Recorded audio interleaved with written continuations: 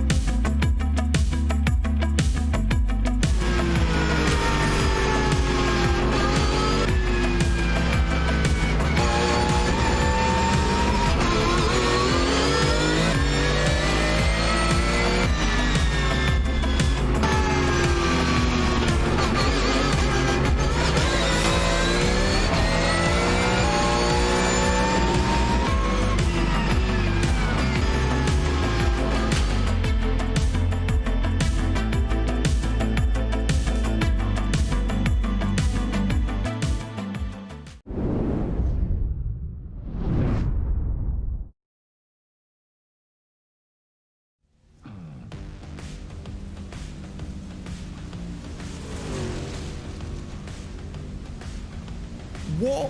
I thought we were at the Rockingham in the UK. What's all this then? No, as it turns out, we're in Rockingham, North Carolina, and for the first time this season, it's a doubleheader on Wednesday night. The PRL trucks and Xfinity take on the same track on the same night, and it's the ultimate challenge with the bumps and perils of Rockingham.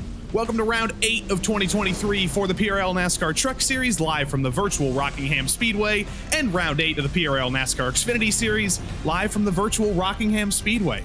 Hi everybody, my name is Joey Tebben. With me in the booth is Super Sub Justin Prince, and behind the scenes is our producer, Hugo Luis. I think I nailed it pretty well there, Justin. Bumps and perils, if there's any words that describe Rockingham, I'd say those are the two. Those are two of them, absolutely, but you can also emphasize history because this facility, keep in mind, opened back in 1965, and it's survived multiple different rebrands and multiple different new ownership groups to the point where it's getting itself geared up for real-world racing to return to the track fairly soon. So a lot is going on when it comes to the Rockingham facility. A lot happens in turn when you race at a track such as this one with its high degradation and so many famous finishes. Getting to the end of the schedule here in the PRL NASCAR Truck Series and in the Xfinity Series for that matter. We're on a synced up schedule here. After this, only 2 rounds to go, so we are really getting into the nitty-gritty of the championship. Next week, we do officially sync up with the real-life NASCAR schedule. We take on the Super Speedway of Daytona. That's usually a random draw. We might break out the random number generator here a little bit later for next week. And just like last season, it is a season finale at Auto Club Speedway, potentially in the last year of its sweetest era in its 2-mile form before it spends the next year or so being torn down and turned into a short track that we'll hopefully or potentially see on iRacing in a couple of months' time. As I said, it is nitty-gritty time in the championship. You're running out of time if you want to beat Reese Bogue in the championship. But Steve Loving, he's brought that gap down to 29 points after finally getting his first win in the PRL last week. Alan Dice and Dallas Sullivan are within 2 points of him. But again, there's a big gap up to Reese Bogue. Patrick Cowgill also has some work to do. Aaron Gamushtal not in the field tonight for the second week in a row. That's going to put a nail in his championship challenge. The teammates Zach Panzarella and Dalton Geyer have run into some bad luck this season, but they occupy 7th and 8th. Then it's Chris Justice and Dylan Schmidt rounding out the top 10 in the drivers' standings. Then in the team standings, it's similarly separated to the driver's standings. Loaded Dice and Love Racing separated by just under 40 points. Loaded Dice has been very, very consistent. Whataback Speedworks have actually passed Regan Bogue now due to the absences of Colton Easterday that we'll get into in a few moments. Regan Bogue, as I said, down to 4th. DDI Motorsports, they're separated even more now as their squads are in 5th and 8th. Bull Creek Racing and Consult Info 6th and 7th. The Gold Octopus has passed Luff Apex Racing with Aren Gamushtal's absences, and that is about it for the team standings. Qualifying currently underway here, still about 3 minutes to go. Jacob Emery currently on pole, but before we can get any further, we have to thank all the people who make all of this possible. Of course, first and foremost, it is the VCO, the virtual competition organization, helping us out here at RaceSpotTV and helping make every single Precision Racing League broadcast possible this season and every season. This coverage is also brought to you by Advanced Sim Racing. Owned and operated by passionate sim racers, Advanced Sim Racing designs and builds the sturdiest and most durable aluminum profile racing simulation cockpits available in the market today. All PRL members also get a 5% discount on ASR products using the Precision 5 coupon code. Then from Advanced Sim Racing, we drop over to Racebox Sim Racing. Racebox offers mid and high-end button boxes for sim racing enthusiasts, from the casual gamer up to the most meticulous sim racing driver. Competitively priced and carefully handcrafted, their button boxes are an enjoyable addition to any sim racing setup. Visit raceboxsimracing.com and also get a 5% discount, also using the Precision 5 coupon code. Then from Racebox, it's RaceLab. RaceLab apps helps you improve your driving skills. With modern overlays, race statistics, and native VR integration, you can get the best out of iRacing. Start using it now for free at racelab.app. This coverage is also brought to you by The Butt Kicker. Butt Kicker products provide an incredible immersion and realism to every game. Feel every nuance and truly put yourself in the driver's seat with The Butt Kicker. And new for this season, it's only 2 more rounds for as long as I can say that. Mechasim Hardware is a small company from the Czech Republic, and their goal is to produce high-quality sim racing hardware. If you're looking for a high-end pedal set, handbrake, or sequential shifter, visit Mechasim Hardware's eShop right now to get you up to speed and check them out. And last but not least, as always, it's Ninja Trader. Ready to compete against the financial markets? Of course you are. Sporting over 60,000 users across the globe, Ninja Trader provides award-winning trading software and brokerage services. Ninja Trader is always free to use for advanced charting, backtesting, and trade simulation. Visit ninjatrader.com to get started with a risk-free trading simulator and start tracking your performance. Looking out on the track, there's not much performance to track anymore. It's about 50 seconds left in the qualifying session, and just about everybody who could qualify has qualified. At the moment, it is Jacob Emery on pole, which is quite a change for this season. It's the first time he's ever been on pole. Reese Bogue, who has the dominant championship lead, who we looked at as a driver who had the potential to absolutely dominate tonight. At least right now, over the course of 1 lap, Jacob Emery has the advantage. Yeah, notice when it comes to Reese's respective qualifying time, he put up practice times 0.3 of a second quicker, and with that extra runoff lap, just essentially gone to Reese's advantage. That, I think, was the major turning point. Going to be very interesting to start, though, on how the pace is settled. 3 drivers who didn't qualify: Matt Karakoff, Keith Miller, and Steve Loving. They were all allowed to qualify this week. Brian Hoskins and Stephen Hassett were not, but neither Brian Hoskins nor Stephen Hassett are actually here in the field tonight, so that's going to be interesting. Will Steve Loving start from the pits? Will Matt Karakoff start from the pits? Or have they disappeared from existence? But either way, Jacob Emery, he's put himself into existence, and he starts on pole for the first time in the PRL. Reese Bogue, your current championship leader, still not going to be too unhappy with second, and Zach Panzarella all day in third. Alan Dice sits 4th, Chris Justice in 5th, and the Gold Octopus is Garrett Austin. After a top 3 last week, he's looking to make it 2 for 2 this week. Jeremy Bailey and Paul Crumry make up row 4. Dalton Geyer couldn't get higher than his teammate in P9, and Dallas Sullivan sits in the last spot in the top 10. Cole Larson, one of his best qualifying results of the season, in 11th, starts alongside the lead Goff, Robert Goff, the end of the dozen. Unlucky 13th went to Dylan Schmidt alongside Richard Pruitt. Austin Hunter going to be disappointed with 15th alongside Thomas Brendel. Tom Amassi, another Tom, 17th alongside the second Goff, Oliver Goff. Patrick Cowgill starts 19th for Whataback, and CM Punk Pennington, after another good result for him last week, he starts P20. Steve Loving, last week's winner. Is he in the field tonight? Good question. Matt Karakoff, same question to him. Keith Miller for Love Racing, he is in the field tonight. I did just see him take to the grid. He will be starting shotgun on the field for Love Racing. But that's going to be pretty disappointing. If Steve Loving, last week's winner, and Matt Karakoff, who has been so fast this season, has had a ton of bad luck, though, neither of them are on the grid. That will be disappointing. But Jacob Emery up front, that provides for quite an interesting dynamic, and as you see on your right there, there's an even more interesting dynamic. 112 degrees Fahrenheit out here.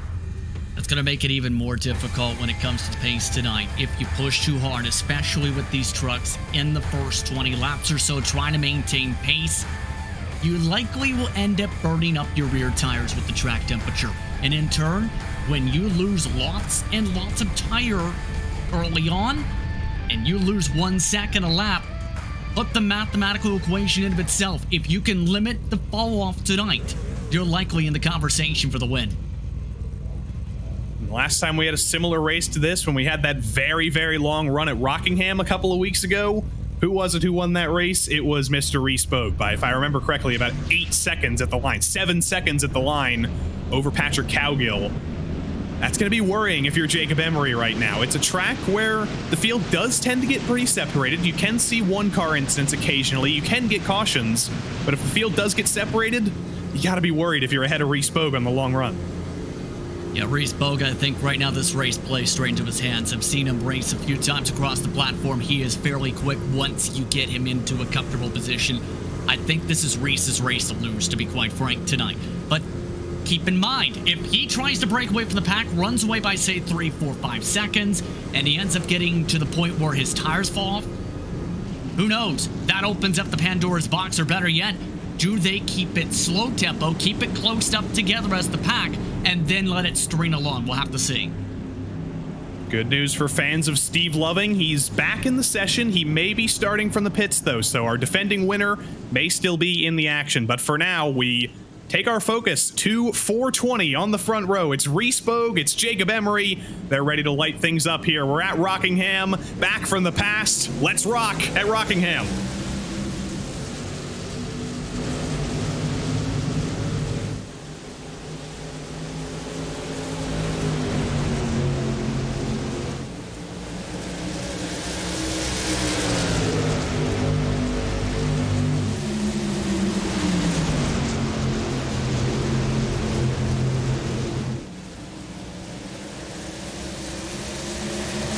One lap in the books here at Rockingham, but Justin, you noticed RaceSpotTV has gotten a black flag from that initial start.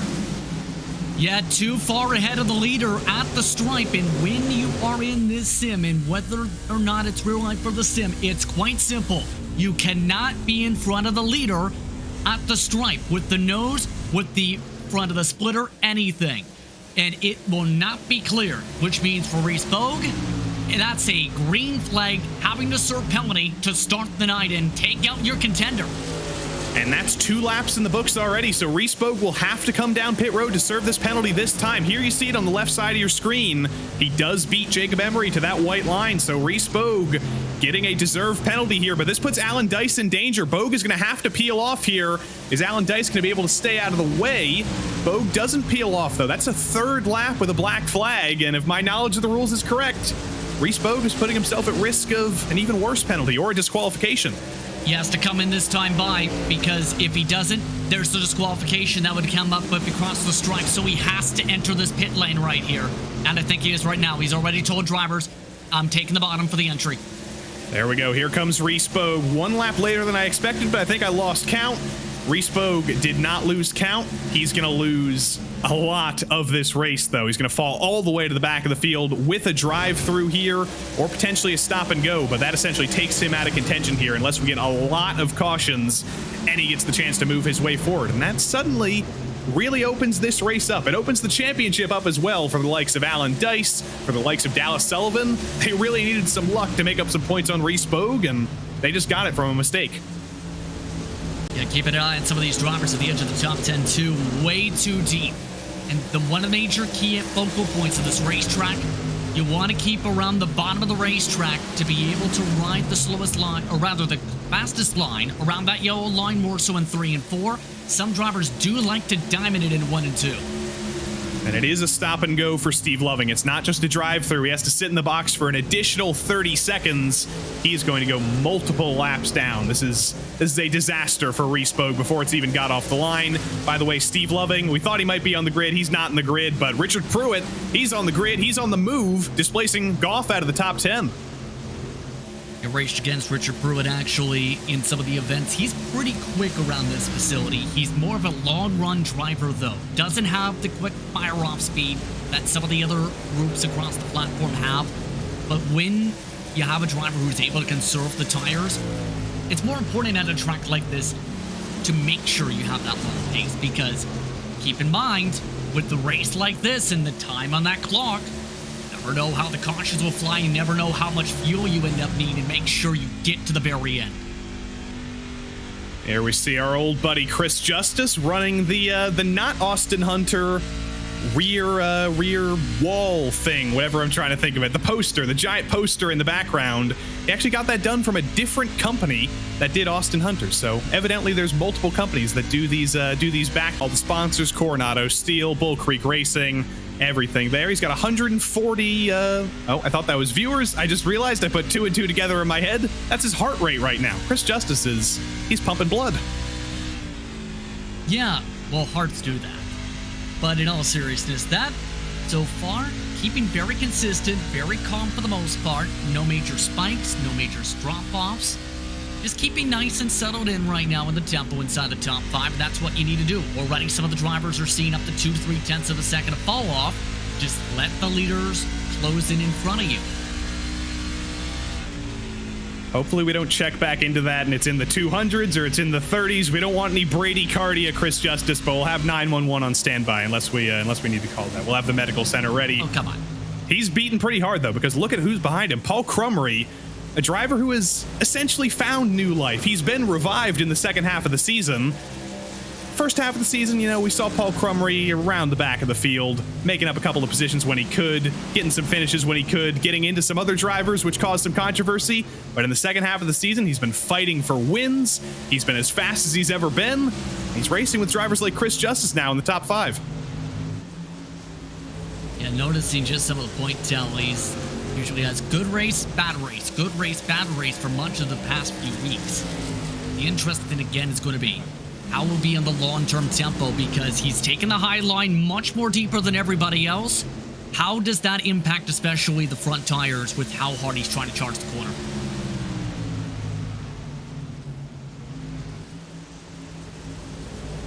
Here's Crummery again into turn 1, flying up high. Just, you can tell physically. When you see a driver through the corner, when they're fading up that high, those tires are getting shredded, and you can also see that the gap is expanding to Chris Justice.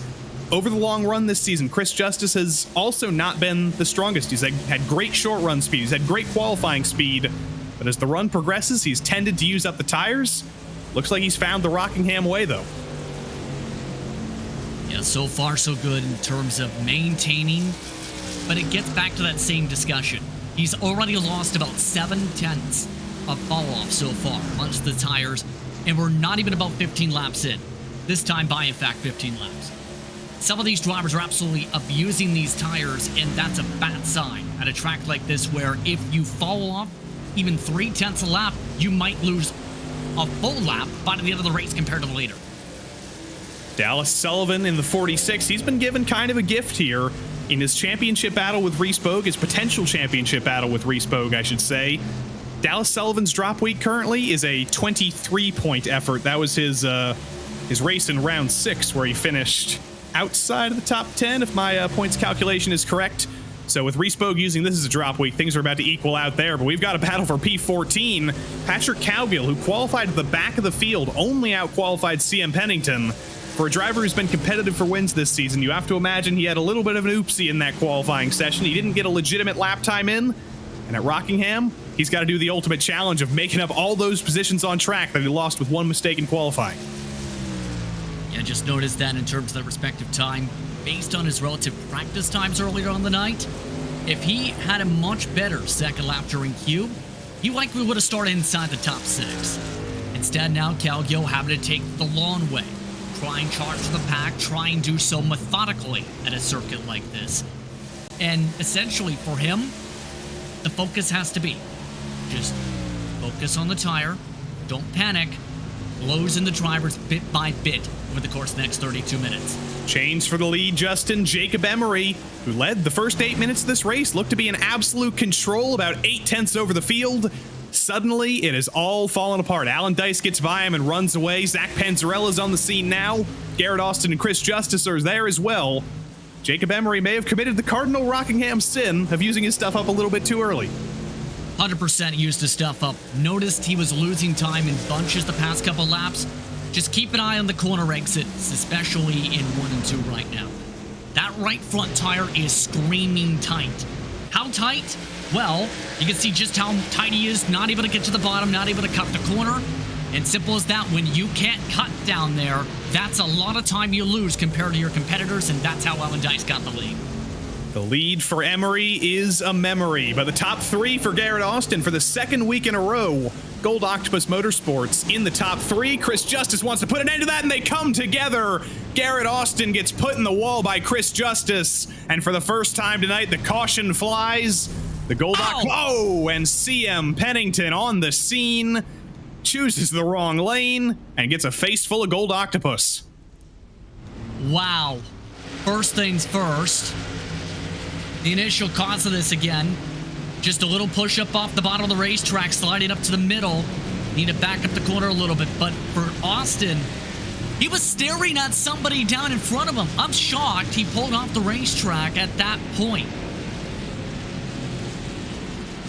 CM Pennington absolutely destroyed in that. Garrett Austin also a burst engine there. We have to imagine that lead driver steward Charles Sumner on the oval side will be taking a look at that, and there may be a penalty issue. We'll have to see next week. But everybody understandably coming down pit road here after about a 15-16 lap stint there.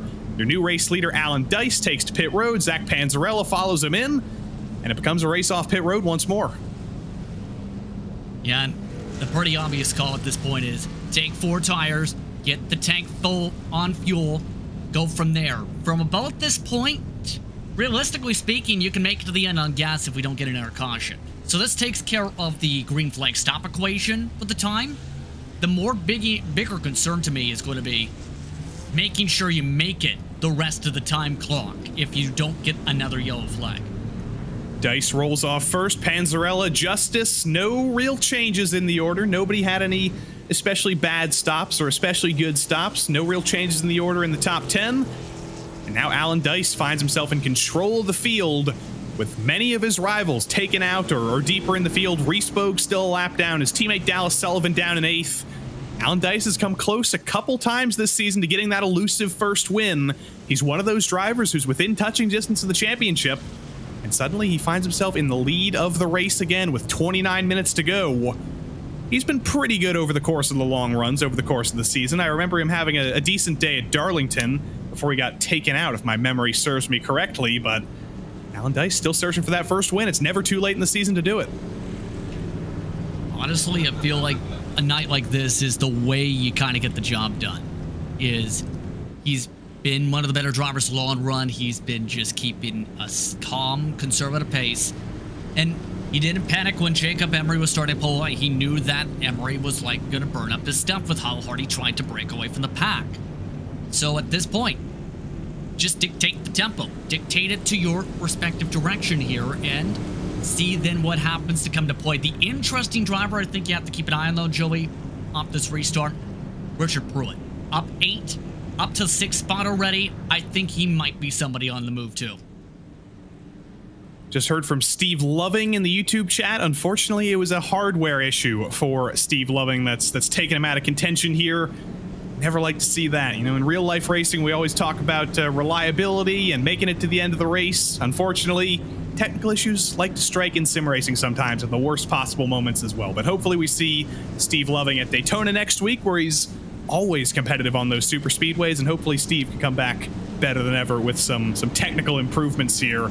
We're re-racking everybody up here. We're going to be ready to restart here in about a mile's time here at Rockingham. Garrett Austin is disconnected from the session. He's done for the night. CM Pennington is going to try and get those repairs done, but I have a feeling they're going to be doing a full engine swap over there at the number 44 camp. But Alan Dice, for one of the few times this season, leads the field. He's got 27 minutes to hang on, though. Zach Panzarella as high as he's ever been this season. Chris Justice in 3rd, and Jacob Emery, he does still have that memory of the lead. He wants to take it back, and he learned something here on this longer run.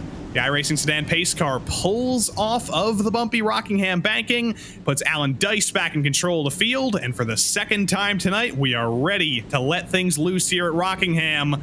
Let's do it again. Let's do it for a little bit longer. Alan Dice takes us to green. Oh, and a major issue going on for Panzarella on that top line. He's already picked up not only a black flag, but did not go on the start. Oh, and Austin Hunter flips in the background. Austin Hunter turns into a laundry machine and goes tumbling through turns 1 and 2. I didn't see who else was involved with him there. It may have been Richard Pruitt. Dallas Sullivan as well falls down the order. As quickly as the caution went away, it's back out, and Austin Hunter, he looks like a guy who just got tumbled. Yeah, already taking off the gloves, already knows this race likely over in his respective case. That issue in the restart zone really stacked things up, though. Jacob Emery made it through. He's lost a couple positions, though. Here is the stack up there. We see in the background first Austin Hunter in that established traffic control truck. Richard Pruitt on the outside here through turn 1. Hunter in the middle, Pruitt on the outside. And there he goes. I just got hooked together with Pruitt and just took him up and over and over and over, to say the least. And I think he's already knocking the door for the rest of the night to already join us. I think that's going to be a record, though. I'm not going to predict too early because we do have Daytona coming up, but I don't think anybody's going to roll that many times. Nobody's going to be able to beat Austin Hunter's record there, but, you know, just for good measure, because Hugo likes calling people out like this, let's ride on board with the roll with Austin Hunter. I hope you have your Dramamine ready, because I'm getting motion sick like Phoebe Bridgers. Wow. Yeah, you're not coming up from the rest of the race likely from that. That's a long amount of damage. You can see the long face currently after that one. I'm just glad it wasn't Dice who rolled, because I would have had too much fun with that. Yep. Yeah, that again is a tough break, and again, that mainly came with the bunch up in the restart zone, and that's something that a lot of people too have to consider here. If you go above a certain threshold of speed in that zone, and you end up going even a little early, potentially either two, that ends up getting you in some black flags. And Panzarella's did get cleared after they got going. He did not pass the leader, but I think the initial panic factored in. Got a few moments here until we get to the restart, and we do have Austin Hunter, who's been so willing here. Austin, we came to the rock this week, but I didn't expect it to be rock and roll. How was that tumble for you? I think the Russian judge gave me a 9.5 on the landing, but wasn't very fun. Well, talk us through that. You're 3 wide going into turn 1. There was a little bit of a checkup on the restart. How was it from your perspective? Yeah, I mean, there's guys 2 or 3 cars up ahead of me just missing shifts on the start, and tried to shoot the gap, thinking that he was, realizing he was 3 wide high and give a little more room. And I think all in all, it just ended up being netcode, to be honest. Netcode's been really bad these last couple of weeks and causing a lot of wrecks. Your teammate Colton Lane does say, though, the flipping was spectacular. So you're going to be in the highlight reel at the end of the season. I don't think anybody's going to roll more than that. That was, what, 7 or 8? Something like that. I think I'm going to be on the iRacing top 10. We'll get you in there. We'll make sure we can submit that. Hopefully you have some Pepto-Bismol and some ginger ale over there to get rid of the motion sickness, and talk to you potentially at the end of the race, or we'll talk to you next week, I guess, after Daytona. Thank you, guys. Have a good one. Austin Hunter, famous gymnast in the future. Who knows? But like I said, he might have motion sickness. He might have emotional motion sickness as well. But we'll see him next week at Daytona, and that would be a good place for Austin Hunter to triumph. I think he's always strong on the super speedways. That's where he's gotten his 1 win in the Cup Series and his 1 win in the Truck Series. There's any place to redeem yourself, it's Daytona. But for now, we've still got 22 more minutes to go of racing here at Rockingham, and hopefully we can redeem ourselves on this restart here and make it a little bit further. Keep in mind, Reese Bogue now on the lead lap because he got the second caution he needed. Now it's the matter of seeing Kenny pick up from 17th to 1st in the span of about 22 minutes. All while Dice and Justice, they've been doing a strong job all throughout the night so far up towards the front. Dice and Justice on the front row, and look at row 2, Team DDI. They found each other. Geyer and Panzarella on row number 2, looking to end their bad luck streak this season. But the iRacing sedan pace car streaks back onto pit road. Alan Dice retakes control of the field, and we're green once more with another big jump from Dice. This time just kept a little more conservative for that restart zone, waited for Barney to throw the flag. But the major thing, that top line does not launch well tonight. And Dalton Geyer on the inside already up to 2nd after starting P3 on that restart. Paul Crumry and Zach Panzarella, they're going to fight over P3 or P4 rather through 3 and 4. The bottom is working still, though, for Paul Crumry. He's going to hang on. Look in the background, though. Jeremy Bailey ripping the top. He's moved his way into the top 10 for the moment. Yeah, again, Bailey, we've seen him going way up the racetrack early on. He likes to prefer to run up top. The problem is the bottom line has a lot more grip on it. Some of those droppers zip by quick there. Look who's in the background. Justin mentioned it, but the bright green of the number 4, your eyes did not deceive you. RaceSpoT has gotten the 2 wave rounds. He's back on the lead lap.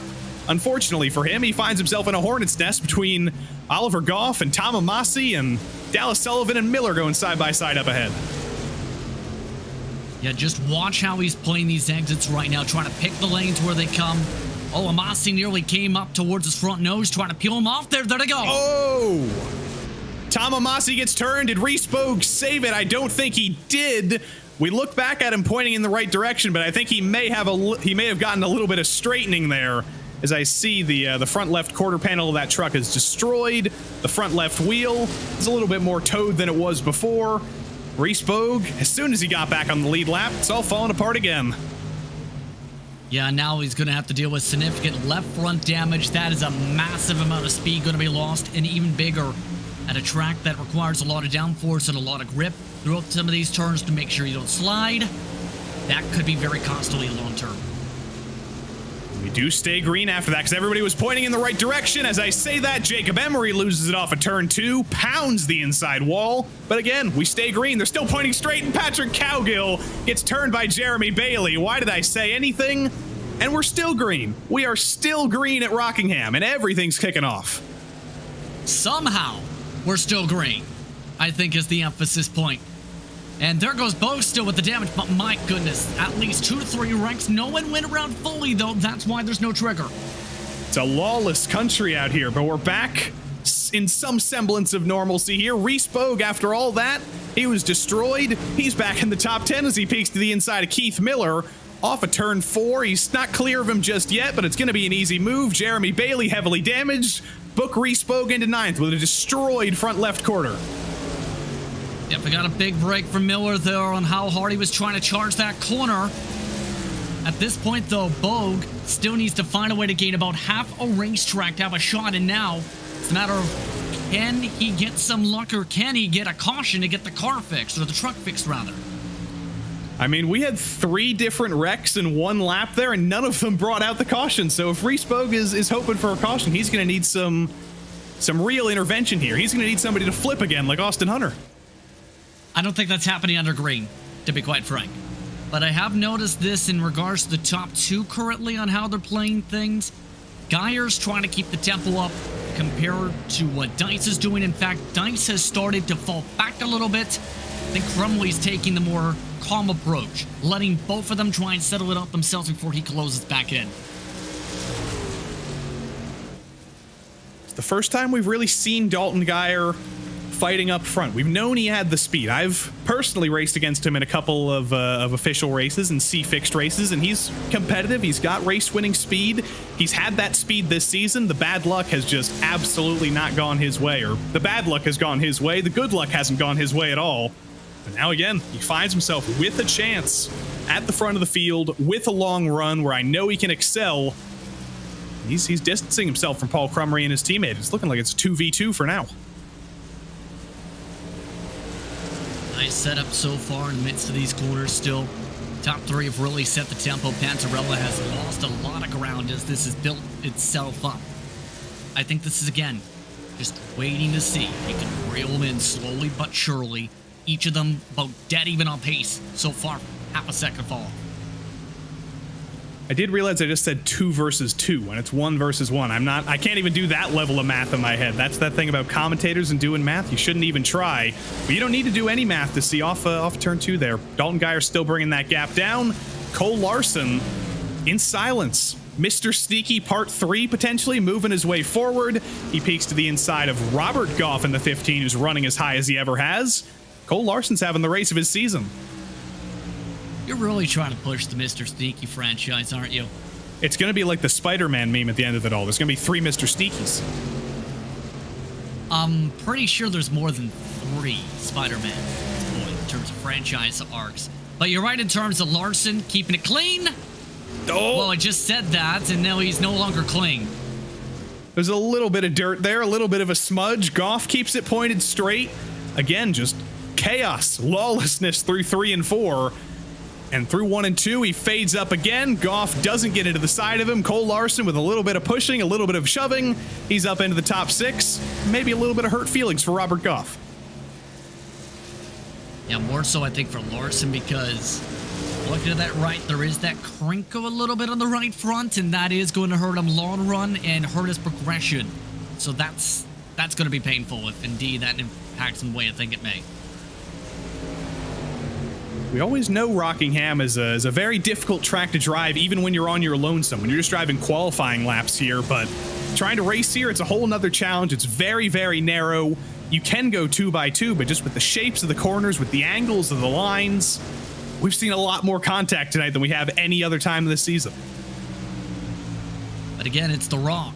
What do we expect? It's a very difficult racetrack. It's a circuit that only the best of the best can really do well. And I know how cliche that sounds, but when you think about it this way, a lot of the drivers who have won here end up getting memorialized on the rock that's set up on the drive-in to this facility. You need to know how to fight around the circuit. You need to be able to know how to conquer its various tire wear.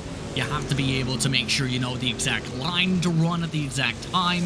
And at this track, you can shuffle a little bit in turn. You need to play the strategy right as well. There's a reason a lot of the legends here, like Yarborough, Petty, Jarrett, Baker, Pearson, Junior Johnson, were amongst those who are really strong here in their heyday. Could Zach Panzarella be one of those next dynasties? The Panzarella family dominating at the Rock. We ride on board with him through 1 and 2. Losing touch with his teammate again, as we mentioned, but he is very much within touch of Paul Crumry, hunting down that top 3. DDI Motorsports looking at a 2-3 finish potentially, their best result of the season. Panzarella running far lower than Paul Crumry. Yeah, I noticed Panzarella is just not running as great compared to his teammate in Geyer currently. Has been having to let the truck roll a lot more. Seems to be dealing with a lot more issues in terms of the tire wear. And on top of that, dealing with a bit of traffic with Crumley isn't going to help you a little bit, even with the short track package. So with Panzarella, he is, I will say, a little quicker than the 88, indeed, to potentially try and make this pass soon. Big send into turn 1, almost gets into the back of Paul Crumry. Zach Panzarella showing his nose, showing his speed. It's heavy pressure on Paul Crumry, and there are some pinches coming here. Into turn 3, they both send it in deep. Panzarella gets a little bit better of a run on the bottom. Paul Crumry definitely struggling, but Panzarella is finding the challenge of making a pass at Rockingham. Yeah, and it's not quite so easy. You need to have the confidence to be able to make it stick, first of all, to the inside, but you also need that difference in terms of struggles from the driver on the outside. Crumley seems to be starting to deal with the issue of rotating. There's the quick pass, and I think at this point, Justice may also get a quick spot here in the next lap or two. Chris Justice was just hunting that down as Panzarella was getting held up a little bit there by the wall of Paul Crumry. Chris Justice was a very, very happy boy, making up ground, just crawling up, putting himself on the scene. And Chris Justice now is giving Paul Crumry some flashbacks, down literally onto the apron, lower than you can go. Chris Justice did stunt his momentum a little bit there, got a little bit overeager through 1 and 2. Did that a little bit off one of the restarts too, notice, so he has to be careful on that hard charge. It looks like they'll have to deal with some of the lap traffic here too. Going to play a decent factor with Patrick Calgill up the road. Let's try this again, Chris Justice. Through 1 and 2 this time, a little bit higher. Still clips the apron a little bit as he ducks to the inside of Paul Crumry. Off the corner, not able to stay alongside. But this looks very similar to the Panzarella battle. It seems like it may be a foregone conclusion for Paul Crumry, but he's trying to make that the widest Chevrolet Silverado in the world.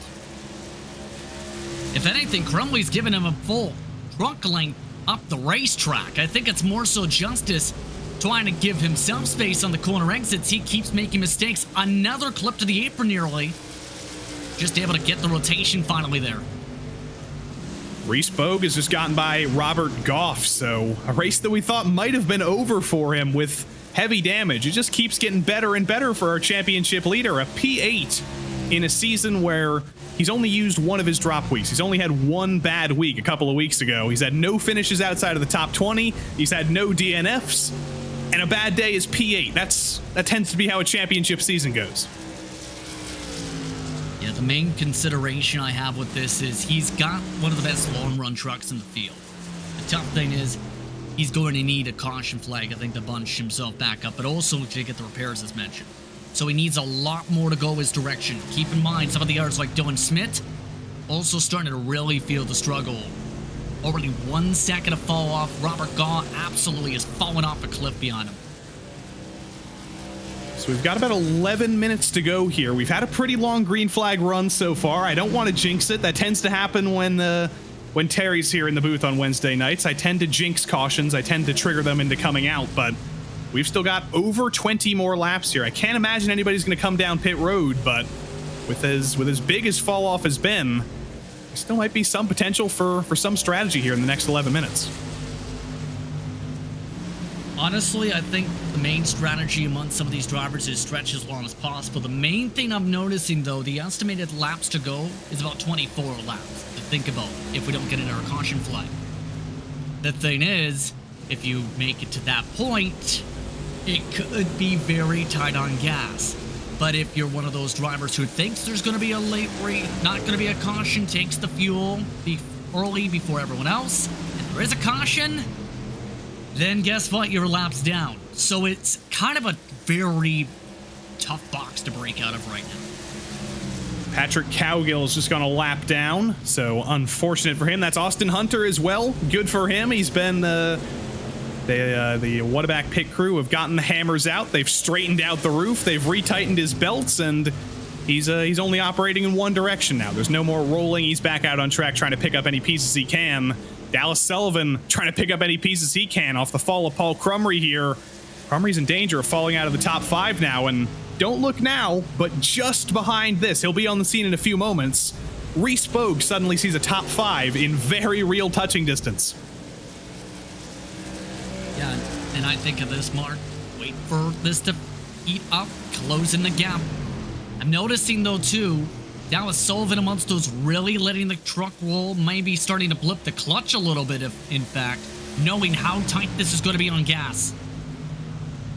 A fuel mileage race at Rockingham. That'll be par for the course this season in the Truck Series and the Xfinity Series. We've had a few exciting fuel mileage finishes, some exciting strategy finishes, but Dallas Sullivan wants to make this move on Paul Crumry on track here through 3 and 4. Crumry somehow running even higher than he ever has. That opens the door for Dallas Sullivan up into the top 5. Crumry's going to try and fight back, but it is a foregone conclusion for the driver of the number 88, Dallas Sullivan, up into the top 5. So I think it's a foregone conclusion soon that we see Reese Bogue inside the top 6 in the next moment or so. Going to take a lap or two to get there, but as we've seen, he can make passes high, he can make passes low. He's been able to get into the throttle much quicker compared to some of the drivers around him. Been able to make a strong recovery drive despite all the damage.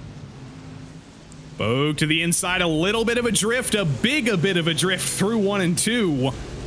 Got to the inside of Crumry and then just completely lost control, but Reese Bogue has been one of the fastest drivers on track, even with that damage. Last lap was a 25.9. That was faster than anybody but our race leader, who ran exactly the same lap time. Even with that damage, Reese Bogue is putting off some absolutely incredible lap times. There's almost nothing Paul Crumry can do here as Reese Bogue sends it in again. At this point, with the rotation speed, for conclusion, once again, as we emphasized, just going to make sure he gets that extra little bit of rotation there. For the most part, Bogue going to prevent a massive points loss, if anything, even with the drop weight factored in here with this drive. Reese Bogue up into P6, P5 next. Chris Justice is only 2 seconds up the road. Zach Panzarella is 5 seconds up the road. I think that's going to be a pretty difficult thing to chase down, but to recover from going 2 laps down, from getting heavy damage after the fact, he's not going to extend his championship lead over Alan Dice if he finishes in the top 5, but if you've got a 25-point gap with 2 weeks to go, that's pretty comfortable. Yeah, it's extremely comfortable, to be quite frank, when you consider things. But still, the main goal in the midst of a championship fight is to build enough of a cushion where, with the drop week factored in, no matter what, you can still hold on to the points lead. That's the ultimate goal when you have a drive, when you have a strong season as a whole. Keep that in mind.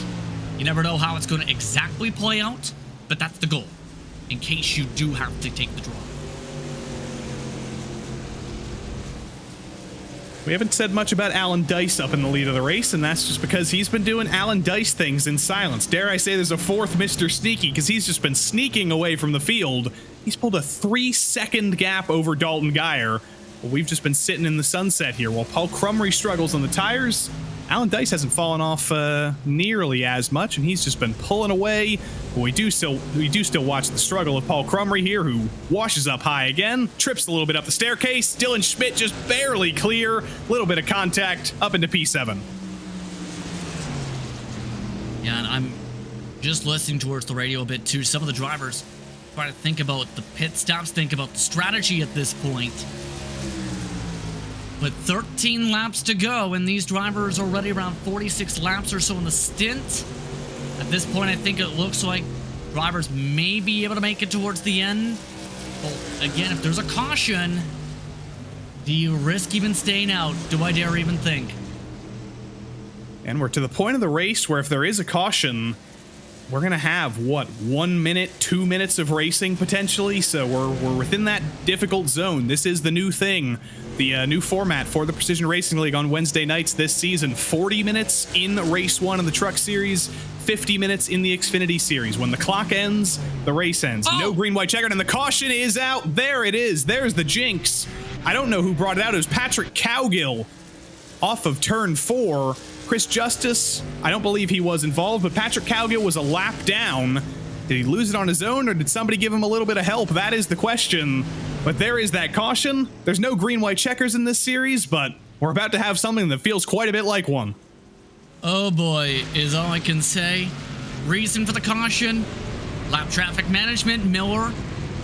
There was a little air, not just with how he got lifted, but in the end, this can really make things tough. And looks like most drivers are going to stay out here with the tires, but does anybody gamble? Dice is in, Geyer's in, Panzarella's in. Looks like everybody is going to come in. Back to Keith Miller's in. The Goffs are going to be in. Brendel's not going to stay out. Jeremy Bailey got the wave around, so that doesn't actually count. Everybody does decide that taking tires is worth it. But if I was in this perspective, Justin, if you were in this perspective, there's got to be a little bit of thought in your mind. What if I do stay out? What if we do get a very early caution like we did in one of those other restarts? But everybody else has kind of ignored those intrusive thoughts. Yeah, at this point, you know, the tire spin's going to be massive on this restart. You know, there's a strong chance. Good race off the lane for Dice to be able to hold on. But if you are now in that lead like your Dice, and you're in that spot, the goal is simple. Get a good launch. Don't spin the tires, even on the freshies. Don't give up the bottom in 3 and 4 coming to the white flag. You do all those things in the checklist, I think you still win this race. But there is one still out there, and I think it's one driver who is coming in, Jeremy Bailey. Everybody else on the freshies. Yeah, Jeremy Bailey got waved around, so he's going to come down, go to the back of the field, but put some fresh tires on. We at the tail end of the lead lap. Still 16 drivers in the lead lap now. Jeremy Bailey to the back of the field. But for a race that we looked at as a race of tire saving, a race of long run pace, a race of running the long run, suddenly it becomes the shortest possible run. We'll restart here in about 2 laps time. I think if we're lucky, we'll get 2 laps, but it might just be a 1-lap shootout. I'm just looking at the time. Currently, the average race pace about 24 seconds a lap, right on the fresh tires. About 1 minute and 10 seconds per pace lap. It's going to be maybe, yeah, indeed, the 1 lap, if not a lap and a half, by the time they get the white flag trigger. It all really depends on when the pace lights come out. Because if they come out this time by, you definitely get the 1 or 2 laps. You don't get them out until the next time by, well, it may get wild with about 5 seconds on the clock, maybe.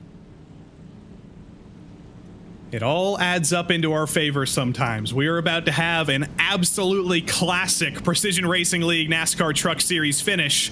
Alan Dice is probably having some flashbacks to the last time we did this a couple of weeks ago at Charlotte. He had the potential to win a race. It was his teammate Dallas Sullivan who beat him on the short run in a very short run to the finish, to the flag when the caution came out. Suddenly he finds himself in that treacherous position again. By the time we get to the line, it should be a 2-lap run to the finish. And Alan Dice sees his teammate Dallas Sullivan back there again. He sees the two Team DDI teammates as well.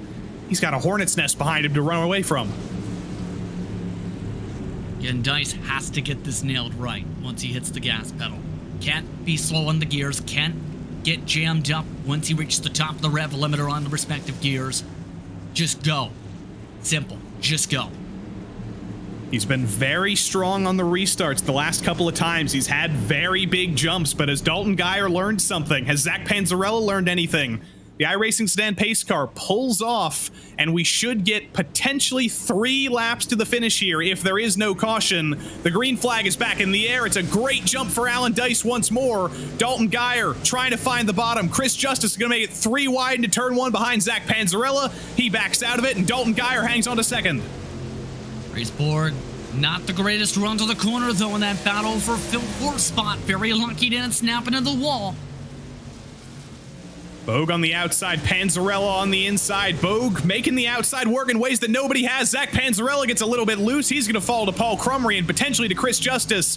White flag is in the air for Alan Dice. Can Dalton Geyer do anything here in the final half a mile here? The race will end on this lap. Dallas Sullivan loses it off the corner. That's huge for his championship run. He gets pummeled by Goff. He gets pummeled by Brendel. But through 3 and 4, for the first time this season, he's finally going to get it done. Alan Dice rolls 2 6s and wins at Rockingham. Well, how about that? Dice with one of the best long-run driving trucks of the night. Gets the job done. Kept it clean. Kept it simple. Stayed out of trouble.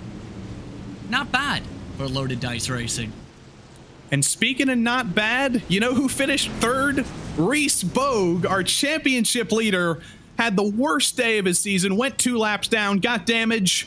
The worst day of his season is still a 3rd place finish, but all the focus is on Alan Dice, who still did take some points off of the championship leader with this win. Like I said, he's had so many shots this season. He's had so much speed, and he has finally got it done in the Xfinity 4 Gaming number 5. These are going to be some pretty sweet donuts. Very well deserved. Once again, good track position all night, good set tempo, and in turn, a chance to visit the Rocks victory lane up at the front straightaway. Alan Dice the second, but Alan Dice the first win over Dalton Geyer. Dalton Geyer's best result of the season as well, though. He's still going to be disappointed with second. Reese Bogue, I think, is going to be ecstatic that he's ending tonight with 3rd. Paul Crumry, a top 5 for him. And Zach Panzarella, after a little bit of a loose moment, still finishes in the top 5. Chris Justice, hopefully his heart rate's gone down a little bit. He finishes P6 ahead of Dylan Schmidt. Cole Larson gets top 10, as well as Jeremy Bailey. And Patrick Cowgill, who went a lap down, recovers to the top 10. It's double Goff on 11th and 12th. Dallas Sullivan had a wreck on the final lap. He finishes unlucky 13th. And then Keith Miller and Tamamasi round out our lead lap finishers. Thomas Brendel got destroyed in that melee on the final lap. Austin Hunter turned into a top. Jacob Emery was a memory. Richard Pruitt, CM Pennington were the used truck lot of trucks with heavy damage who did not make it to the end of the race. Garrett Austin as well was down there, and Steve Loving, hardware issues couldn't even get him off the grid. 22 trucks in the field tonight, and they were led by who else but Mr. Alan Dice for Loaded Dice Racing. You finally got it done, Alan. How sweet is that?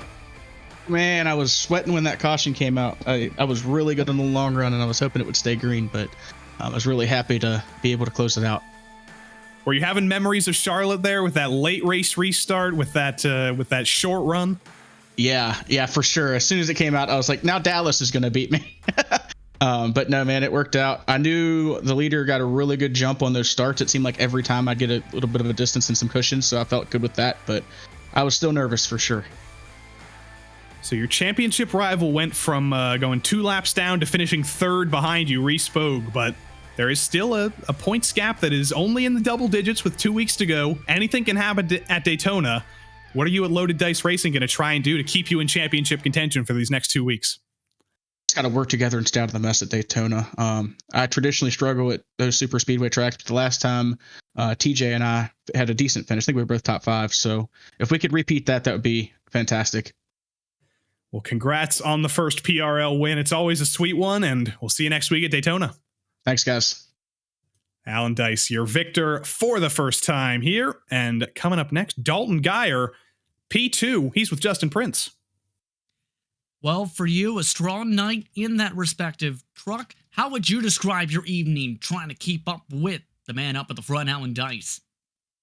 Yeah, I realized pretty quickly we weren't going to have much for him there on that long run at the end. You know, he was pulling out to something like a 4-5 second lead. The caution, while it did ended up being bad for us in the end, we kind of wanted that team podium, but still nice for Zach to get that first top 5 for him. Nice to be back in the top 3, back on the podium here. Yeah, Rockingham's such a very difficult racetrack as a whole. How difficult was it to try and figure out, okay, should I push? Should I save? To try and figure out the exact tempo you need to go without lighting the tires on fire. Yeah, and I have to credit Zach for me kind of finding it there, because he whooped our butts yesterday in practice on the long run, and he said, yeah, I was just riding the bottom the whole time, and I kind of realized, like, because I was trying to ride the middle a lot in practice, and that wasn't really working. But kind of once I just set it down on the bottom, just broke early, it really kind of felt right at that point. On that note, a couple more races to go on the campaign after the strong night for you tonight. The next focal point, though, could be a little wild. Daytona. How are you feeling about a timed race at a super speedway? I'm not super excited for it. Well, I'll be excited if we can get a win out of it. That'll be nice. But yeah, a lot could happen there for sure. Thank you very much for your time, Dalton. Hey, thank you. Just want to thank Daily Drivers, Vortex Diecast, Zach Panzarella, the rest of my team, CM Pennington, Dylan Schmidt. Thank you, guys. And that's Dalton Geyer coming away with the second place finish here tonight. And potentially the happiest third place finisher in the world, RaceSpoTTV, is here with us. 2 laps down after the initial start, damage with a little kerfluffle under green, and somehow you still come home with third. How in the world is that possible? Man, I don't know. That was really wild. From the start there, I don't know what happened. Sounded like he started first gear. I know I started second. When I saw green, I went. So I don't know if I was inching ahead of him or not, but I know I went on green, but whatever. It is what it is. But yeah, that was really crazy, getting through the field and everything. And after sitting there for 2 laps on pit road, I was getting worried. I'm like, man, I'm going to be a lot of laps down here. But then I just needed a couple of yellows. I got them. And then get to the field, got that little bit of damage. I was a little bit upset about that because I was all the way at the top, and it was for like 15th or whatever position. So it was a little uncalled for, but even with the damage, and I could see the left front blocking my view, it was still a fast truck, and we were able to get a good solid finish out of it. So were you preparing for tonight for a ton of long runs? Were you expecting to have to use up some of that tire life, or were you expecting it to be a little bit start-stop like it was? I was expecting some long runs and some short runs. Honestly, I really didn't even turn a lap around Rockingham before tonight, if I'm being honest. So I'm really happy with how it went. Got some tips from Richard Regan, and that helped me out, just with how to save tires, what lines to run, everything like that. But yeah, it was pretty crazy. We got a good mix of both, so a lot of fun. And yeah, I definitely did have to use up the tires. I was turning double when I was turning at the start of the race with the steering wheel to get the good turn, so she was getting a little tight. Well, congrats on hanging on to the top 3 here. We will see you at the Chaos at Daytona next week. Yeah, thank you. Thank you, Premier Racing Tips, Neonism, CO9 Photography, Rich. I believe that I'll be the only guy from my team running next week, so we'll see how that goes, see who I can partner up with, and then we'll see what we can do there. I messed up Talladega, so hopefully I can redeem myself at Daytona.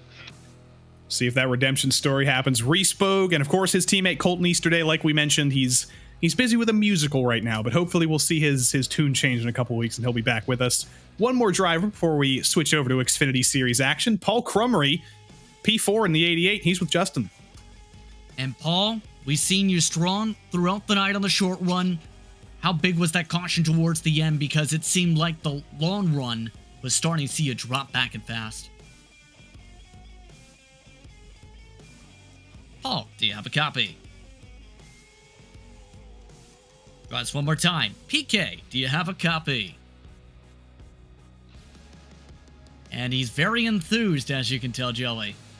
Bad luck for Paul Crummery, but you know what that means? That means we get to talk to our old buddy, Zach Panzarella. Panzarella, Hey. Italian for little belly, as I've just learned, and he gets to talk to Big Justin. Okay, let's try this now, Zach. Had to slip and slide your way to a top 5 finish tonight, your first of the season. How are you feeling after holding on to the top 5 at the end? Hey guys, still very happy to be talking to you for the first time, and low-key happy Paul had his little technical difficulties. But yeah, I feel great. Obviously, that third place would have been incredible. You know, I was just chilling, feeling great. Don't know about that caution, but yeah, I'm sure you guys noticed I was bad on restarts all day. So I was happy to be able to hold on to that 5th, my first top 5 in this league, and just got to thank my team for helping me out all week, get me to this point. And yeah, it's been a wild journey. I feel incredible right now. It's such an honor to do it in this league. It's talked about by your teammate how beneficial and how critical you actually were to his respective finishing second spot. What was your perspective on that advice giving to try and pace yourself tonight with the tires? Dalton is our crew chief and our leader. So to be the one finally to be giving him the advice was very rare. So of course I was taking advantage of it. Like, oh, look, this is what you got to do. But yeah, and also I don't get to kick his butt in practice very often. So that was cool yesterday. But it was cool to be able to help him. And, you know, we even talked during that long run at the end there. I was like, look at this. It's the opposite of yesterday. Like, all it takes is one run of Dalton watching someone do something and he can emulate it. He's been incredible this season. So to be part of his runner-up finish it makes it even that more special, for sure. Touch upon Daytona once more. He seemed a little bit concerned at the unpredictability. How are you feeling about a super speedway race? I've always been known to hang in the back and kind of wait till the end and then go for it then. So doing this well here, and that was, you know, on my mind this whole week, was do well here so Daytona's not as important. Want to hold on to that point standing, want to keep helping the team. So it honestly gives me a lot of peace of mind going into it, loosens me up a little bit because I'm confident at Auto Club. So I'm looking forward to it more than I was an hour ago, I can tell you that much. I'm excited to get to work with the team there. And yeah, it's unpredictable. You never know what can happen, so it's going to be a good time. Well, on that note, thank you for your time, Zach. Thank you guys so much. Pleasure talking to you, and appreciate all you guys do. It's been great. Zach Panzarella, solid run. Inside the top 5, Joey. And as we see a little bit of calamity here in practice, you know, everybody's talking about the news sound funny, but it's still Rockingham to me. We're not going to change it all here. It's the PRL NASCAR Xfinity Series for the big show here on Wednesday night, and it's all Rockingham all the time here. We're back. We haven't moved at all. And there is another big absence in the field tonight as our championship leader, Sean Campbell, is not here in the field tonight. He said he's too busy practicing, I think, for some GT3 racing at Suzuka in the Porsche. So he's busy with that. So unfortunately, our championship leader, Sean Campbell, may take a blow that may be unbeatable or unovercomable. But we'll see how the points work there. But it is the PRL NASCAR Xfinity Series, and as we take a look at the schedule, you're not getting deja vu here. It is exactly the same for the final 3 weeks. It's Trucks and Xfinity at Rockingham, Daytona, and Auto Club. We're all synced up now that we've joined up with the real-life NASCAR Cup Series and NASCAR Xfinity Series, NASCAR Truck Series schedules. It'll look very, very similar for the next 2 weeks. But as I mentioned, the championship standings, they're about to get shaken up here. It's quite a close battle at the top of the field. Sean Campbell was actually deposed now that the points have been calculated from the lead. It's the teammates, Abner Acosta and Elliott White, at the head of the field. They've been matched on pace all season. They're almost matched on points. One single point separates the championship battle in this series. Bradley Holly still trying to make sure this isn't his first winless Wednesday night season ever.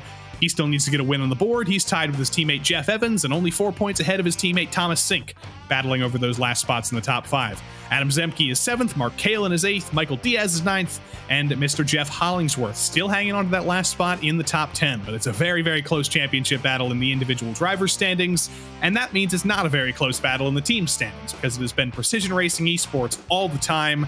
Abner and Elliott winning the majority of the races this season. Michael Diaz has had a couple good results as well. Whataback Overdrive and Whataback Back Row, they've kind of been deposed to be fighting for second. Car Ramrod and Whataback Front Row are now tied again on 4th. Whataback Front Row trying to join their other 2 squads, but it's been a struggle for them. Private Label Team Hype with Brandon Walter and a few other buddies occasionally. James O'Brien P6, OGR Racing 7th, Riding Shotgun 8th and 9th, and the secondary Precision Racing Esports squad has had a couple of part-timers. They are down in 10th. Still a couple of minutes or a couple of seconds left to go in practice, I believe, here at Rockingham. But we've switched from the truck to the Xfinity car in this series. The truck at Rockingham is enough of a challenge, but you switch to a heavier car, a car with more power, it's even more difficult somehow. And keep in mind, less downforce compared to the truck that you have to work with. So a much more slipperier circuit, much more difficult to be able to drive around. Still plenty of fall off to deal with in turn. Still some of the same fundamentals, but even more so punishing, especially with the rear tires. You have to be very careful tonight. Let's put it that way. Qualifying is currently underway. Actually, practice has come to a close. It's a little bit of a short field tonight as Sean Campbell's not here, a few other drivers not here. Rockingham, always not the most popular track in terms of field sizes, but Thomas Sink currently on pole. He's had a great couple of weeks, and he has found some fantastic speed here at Rockingham. He currently sits on provisional pole over Elliott White, Daniel Knight, and Abner Acosta. Jose the Funky Cold Medina, I believe he does have a second lap in the tank. No, he doesn't. He pulls off. But still, P6 for Jose Medina. That's a great qualifying for him. He's been very solid in qualifying. Each the past few times seen him in the stock cars. The main concern has been his race pace throughout the times in this series and PRL in general, I should say. It'll be intriguing to keep an eye on that. But for drivers like Elliott White, already putting in the practice work in with the time already up on the board, and it'll be important to make sure he minimizes the damage like he's already out of this practice/quality. Yeah, no Michael Diaz in the field tonight, unfortunately. No Jeff Hollingsworth, Jim Westerfield. Charles Sumner is still... No, Charles Sumner is here. Forgive me, Charles. Do not ban me next time I race in the PRL. Brandon Walter is busy. I think Doug Evans is here. Jeff Evans is here. The Evanses are here. That's good. And a few others. James O'Brien, I think he said he would be out. Scotty Healy, disappointing to not have him in the field tonight. And a few others. I can go down the list. But we'll be back in action at Daytona next week. That should be a very, very big field as Elliott White pulls off here. About 20 seconds left to go in qualifying here. We've got a few moments until we get to the grid. I'm going to check the data here. I can't remember Thomas Sink being on pole very many times on Wednesday nights, so I'm going to make sure I get this right. Is this Thomas Sink's first pole on Wednesdays? No, not even close. It's his 12th pole on Wednesdays. It's a full dozen for Thomas Sink. I was about to say Thomas Sink, usually on Wednesdays, going back to even just the trucks on this night, always someone to be a threat for victory. Gonna be intriguing to see if he can hold up in the race. There it is. Thomas Sink on pole for the first time this season, and he's made it a full dozen in the Wednesday night series. Championship competitor Elliott White and his fellow championship competitor Abner Acosta make up the outside of rows 1 and 2, and Daniel Knight, on a part-time basis this season, he qualifies in the top 3. And it's Adam Zemke and Jose the Funky Cold Medina, 2 qualifyings that are very, very good for them on row number 3. Colton Lane, P7, alongside Bradley Holly, who's still trying to end the winless streak. Mark Kalin qualifies P9, and Jim Westerfield is P10. I think I may have inadvertently said he wasn't in the field tonight, but he is here. He's in the top 10. And then it's all Evans on row 6, Doug ahead of Jeff, as has been the case multiple times this season. Then Nick Hunter and Stacy Hunter make up row 7. There's no relation, though. Charles Sumner, P15, last of our qualifiers. Danny Cervantes was disallowed from qualifying this week after bringing out a caution. And Ryan Traver also elected not to qualify. And that rounds out 17 cars in the field tonight. It's a shorter field, but there will be no shortage of action, as we saw in the Truck Series. 50 minutes of racing, still a very, very hot track. Lots of possibility for calamity and chaos. Yeah, we already seen that indeed when it comes to this racetrack. I think it's going to be very critical for some of the drivers to make sure they know what to expect with the cold tires. We've seen a lot of slipping and sliding for the trucks, in fact, when we've seen some of the restarts earlier on tonight. So keep an eye on drivers making sure they pace themselves and tempo themselves. Make sure they are able to last the full run throughout the night. Elliott White finally pops onto the grid here. I am now remembering that I mentioned we had to do the random number generator to determine the winner in the Truck Series and the Xfinity Series at Daytona next week. I'll save the random number generator for Xfinity for the end here, but I did do a couple of clicks until I got a Truck Series number, and Richard Pruitt has won the random number generator lottery, so we'll see if it's finally right next week at Daytona, and Richard Pruitt gets his first win in the Truck Series. But that's our last mention of the Truck Series for now, because it is time to go Xfinity Series racing. It's a very diverse group at the head of the field. It's a Chevrolet Camaro at the hands of Thomas Sink, it's a Toyota Supra at the hands of Elliott White, and it is a Ford Mustang at the hands of Daniel Knight. Could this finally be the night that Thomas Sink ends his winless streak and gets back on top for the first time in quite a few seasons, if my memory serves me correctly? Anything can happen here at Rockingham if we do have those long runs, which we've had so many times in the PRL NASCAR Xfinity Series, and feel the tension rising, even in a short field like this.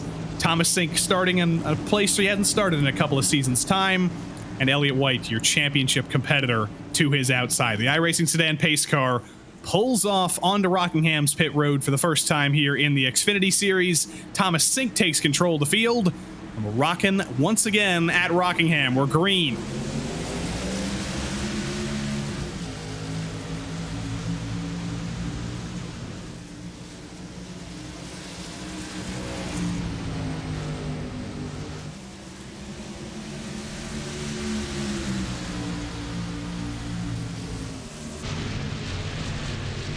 Trouble already. Nick Hunter and Charles Sumner around on the back straight. No caution comes out because they're at the back of the field and they're pointed reasonably straight.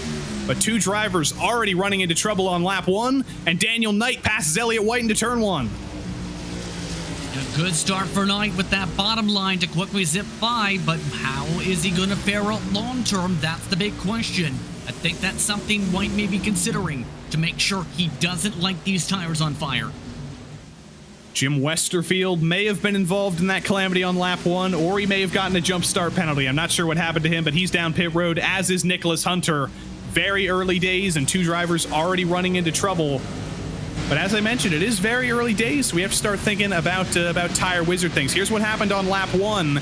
It was actually Jeff Evans who got into the back of Jim Westerfield and fired him into the wall.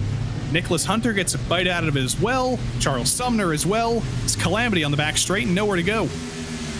These 4 or 5 cars picking up some type of damage from that, and again, somehow we stay green.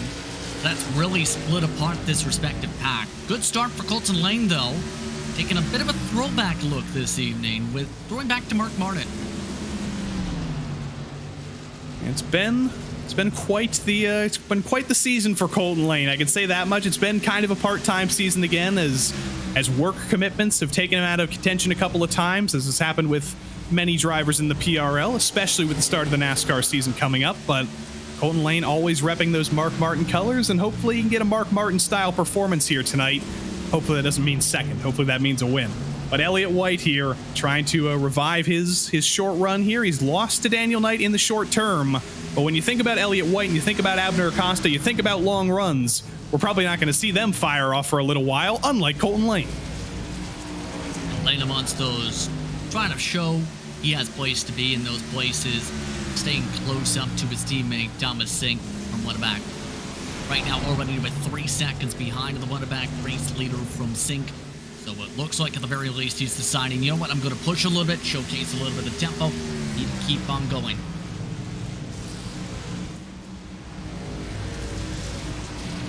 Jim Westerfield still down pit roads. That solves the mystery there of whether he got a penalty before that initial contact. No, it is just heavy damage for Mr. Westerfield and his teammate Nicholas Hunter. We're down to 14 survivors already. So if you are Thomas Sink, Daniel Knight, Elliott White, Abner Acosta, the drivers who are likely going to be fighting for this win, you're going to be pretty happy about that short field size, because that means less lap traffic. Right about that in terms of the long-term picture of this race. Expecting drivers at least to make a green flag pit stop by far. The the race tempo of about 50 minutes. Going to be the interesting mark of the strategies throughout the night too, on how that plays out. The interesting thing I'm noticing here too, just about everybody has kept the tempo fairly calm, very quiet. However, Sink has decided to go with the push hard and hope for the best strategy because he's nearly 0.2 a second quicker than most of the field, although he's lost a lot of time because he nearly knocked the wall down. That's not the way you want to tackle things if you're the race leader. You don't want to throw it all the way in the wall, but Thomas Sink hanging on here in the short term. Mark Kalin qualified in top 10 here, so it was a decent qualifying for him, but he's trying to show that he has some long run pace this season. He's had a couple of issues with that. He's had a couple of bubbles pop. He's had a couple of tire issues. But tonight at Rockingham, he's hoping that this is the place he can finally figure out, as we do see Mark Kalin there on camera, as we always do. There is a Pringles can that's new for tonight. I kind of want some Pringles now. I'm disappointed in you, Mark Kalin, for making me hungry. And there's a new Kentucky flag as well. Yeah, I think it's a very old Kentucky Speedway logo flag, as he got a little bit nervous there. You can see he's already talking with the team, saying, I know he just knocked the wall down. Very lucky that he didn't just slam that fence and slam that right front fender in. Yeah, I don't remember what order Terry and I made the nickname last week. I think it was something like Bubbles the Wall Sponge. I don't want Mark Kalin to be the Wall Sponge at Rockingham again. I don't want to have to say that again. I was going to say, the car that may have took that thought and ran with it is in the pit lane right now. Poor old Nicholas Hunter. Poor old Nicholas Hunter. That's karma, I guess, unfortunately. Also, we've just heard from the Hunter matriarch, Austin Hunter, and Nicholas Hunter's mom is in the chat. She says that Nick and Austin are going to make her quit watching because they keep wrecking. So shape up, guys. We want your mom to keep viewing. Yeah, it doesn't feel good when you end up having that. Let's put it that way. But oh my goodness, Acosta may have just ripped the right front fender just about off the car. We refer to Abner as the tire wizard in this series. That's because the long runs are the places where he excels. You're not going to see him fire off necessarily in a short run. You're not going to see him making spectacular moves on a green-white checkered finish, but you're going to see him be better than just about anybody over the course of the long run. The long run still hasn't started yet, though. We're only 6 minutes into this race. Colton Lane's still very, very aggressive, and he hasn't had the chance for anything to fall off yet, as Abner almost knocks the wall down again into turn one. Yeah, Acosta's really lucky he hasn't just slammed this car into the wall with how hard he's pushing on some of these entries and exits. But I will say, with how he's been playing it out, when he has hit the corners well, he's been running solid pace. He's quicker than the race leader, so is Elliott White. So Acosta's doing the right thing. It just didn't have the fire-off speed compared to what we've seen for Knight and White, and essentially that's put him a tiny bit on the back foot as well with Colton White. Charles Sumner is going to be the first driver in danger of going a lap down, but we're not even going to be able to think about that for a little bit of a while because he is 20 seconds behind after spinning on lap one, but he's still only half a second slower than Thomas Sink, so he's not falling off the pace a lot, even with that damage. Still a couple more laps until Thomas Sink has to worry about lap traffic, and by that point, he might be worrying about more things than lap traffic because we're starting to get into that range of the stint where we get into 20, 30 laps. That's when you've really have to take care of your tires. You're right, but I will say one thing. There are 2 lap cars these drivers are actually approaching, not just Sumner. Remember how we talked about the 109 car who was involved in that lap 1 incident? He's back. He's back, and I don't feel like he wants his car showcased with the Bubbles discussion. He has been revived from the grave. Nick Hunter is back. Mrs. Hunter, I hope you're watching, because Nick Hunter is no longer Bubbles the Wall Sponge himself. There he is, a little bit crunkled, a little bit crispy. I don't think there's a single panel on that car that hasn't been hit, but he's back out on track to pick up some paces, and Danny Cervantes, in the meantime, is trying to pick up some places ahead of Jeff Evans. Yeah, right now, Evans and Bustos, who also was involved with the damage. All these drivers really dealing with damage, and the major thing is, with all that time loss and all that checking up, lost him 2 seconds off the back foot, essentially.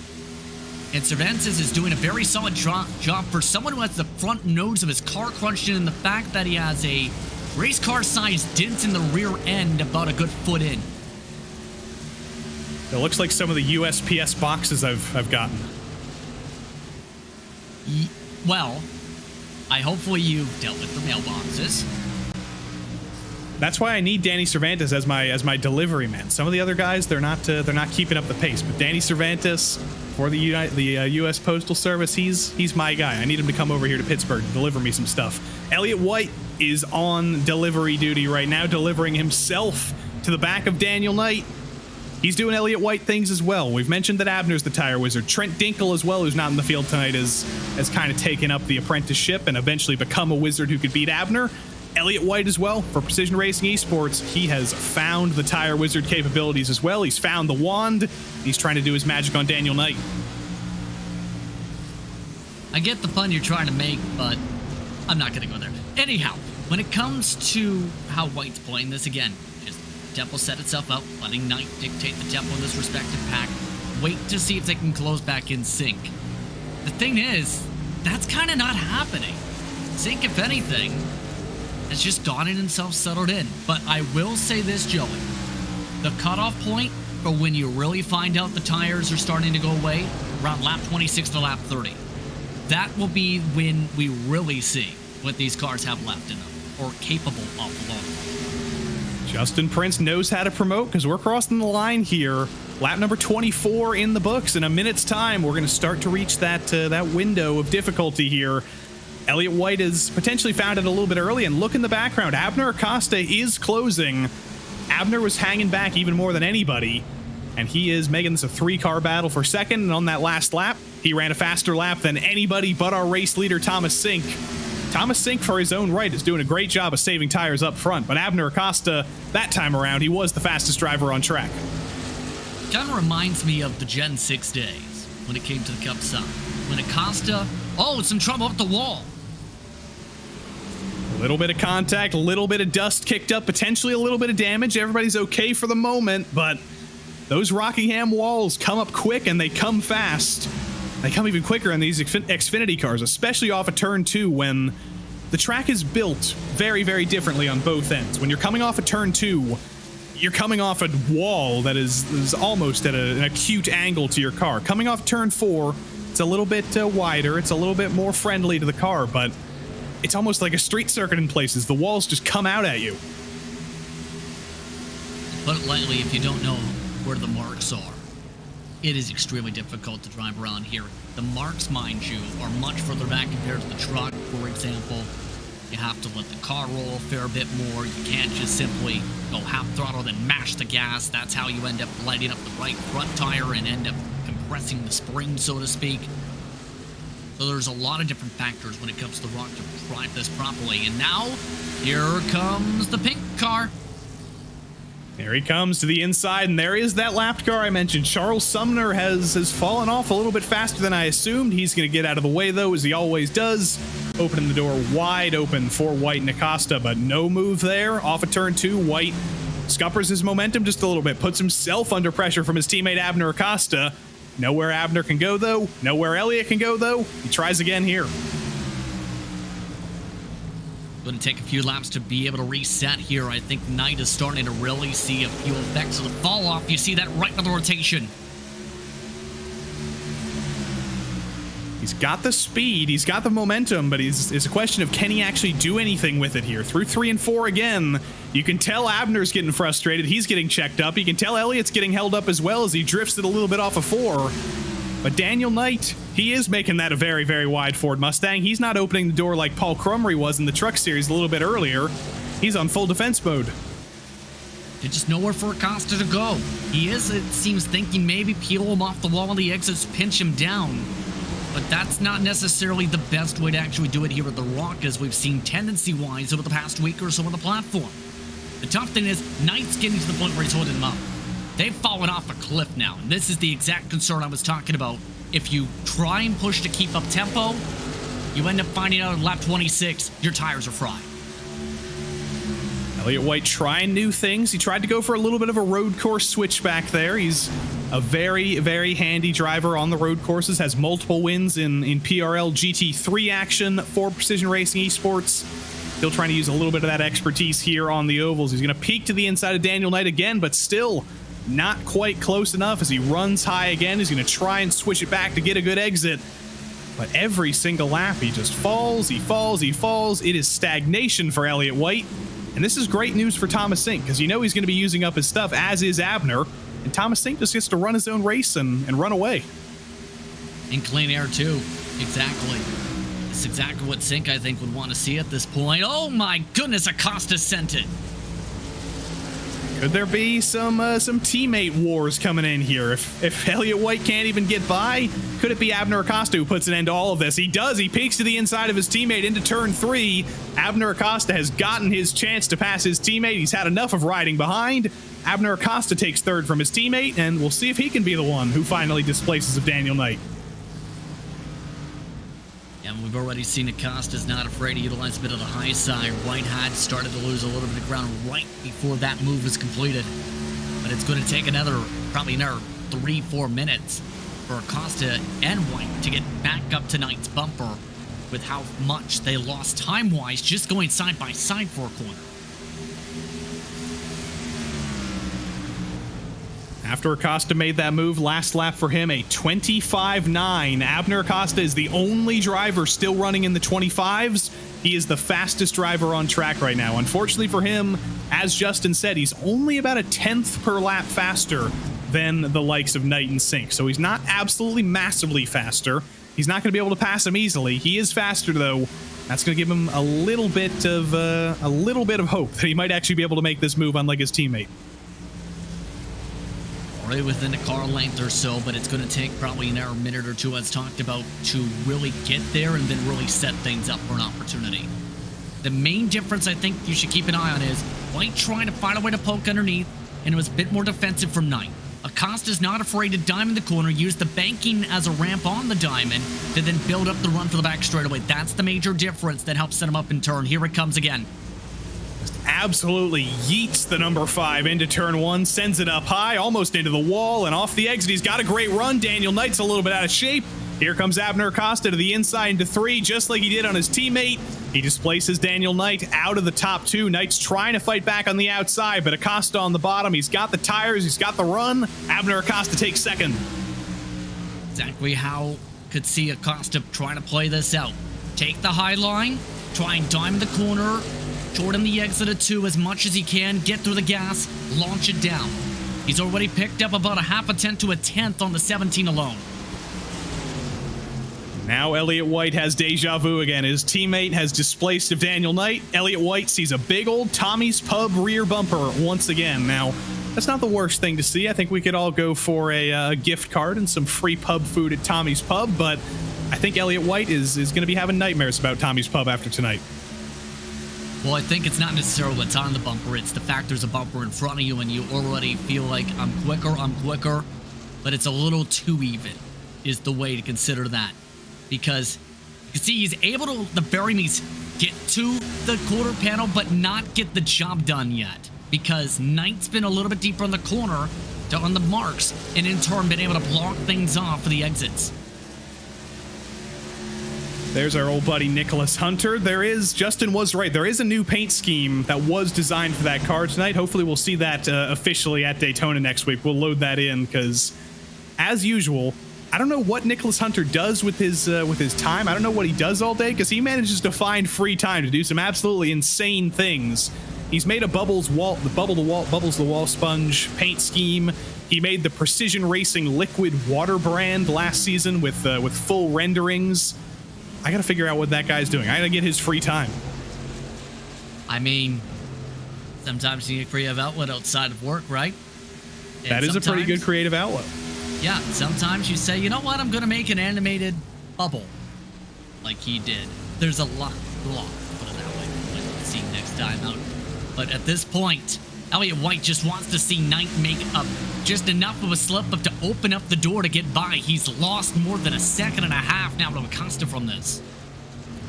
Elliott White to the inside again. Knight is riding high. He's entering very high. He's washing up. He's clearly struggling. But every time Elliott White peeks to the inside, he just can't do anything with it. It's the most frustrating position when you're a driver. because you're just dead even right now. Nothing you do seems to work. I think that slide, though, might be the door he was waiting for to open.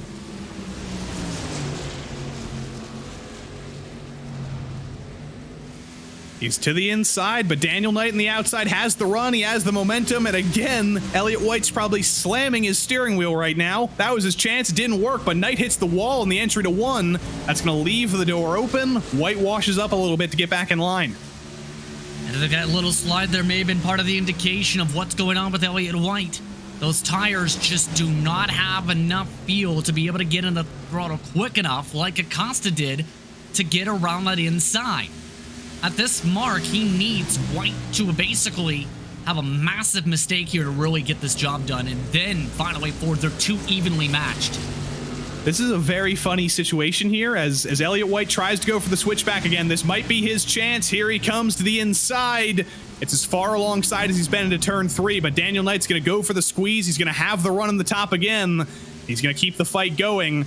As these guys run side by side, remember Nick Hunter, even with those 5 minutes of repairs, he's on fresher tires than these guys, and he is faster than these guys right now, even though he's 12 laps down. So Nick is in a little bit of an awkward position as these guys fight over the top 3-4 position. Nick Hunter's just got to hang back and hope he doesn't get involved as Elliott White goes to the outside. Try to do something different, right? Peel him off the wall, try and poke his way down, squeeze down Knight. At this point, Knight's about ripping off that right rear quarter panel too, so at this point, these two are about to destroy the sides of the cars they're pushing so hard. Hunter is hoping that with this close proximity he's holding, he doesn't get involved when something happens. There goes Elliott White again into the wall, kicks up some smoke, and there's definitely going to be a Rockingham stripe on the side of that car. I can't tell what's a stripe and what's just the gray accents on the paint scheme, but that was the biggest hit yet for Elliott White.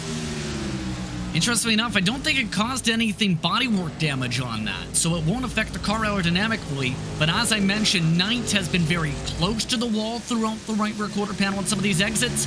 He has crumpled that right rear, which will make him even more looser in through these corners. It's a bad combination, let's put it that way, and at this point, Knight's doing just basically what he needs to do if he wants the top 3.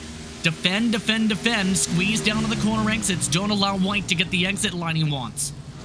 And this race has flown by so far as there's a little bit of a bumper to Daniel Knight. Is that Elliott White's next strategy, to just shove Daniel Knight out of the way? No, it's not. That's not the way Elliott White races, and that's not the way anything's actually going to happen there. But as I was saying, in 4 minutes' time, we're to halfway in this race. That tends to be when drivers tend to pit. That tends to be when strategy happens. Is Elliott White potentially thinking about coming in early here, getting out of this traffic, even if that means pitting a couple minutes early? It is a very solid point because there is about this equalization point, so to speak, that we're reaching around that 1.7 to 2 seconds fall-off range. Usually is around the max. If you haven't really fried the tires, is the big emphasis point. So, I will say this. When it comes to that strategy, if you wait too long to pit compared to others, you might lose a full lap. As a matter of fact, you might not see the driver you're battling with again.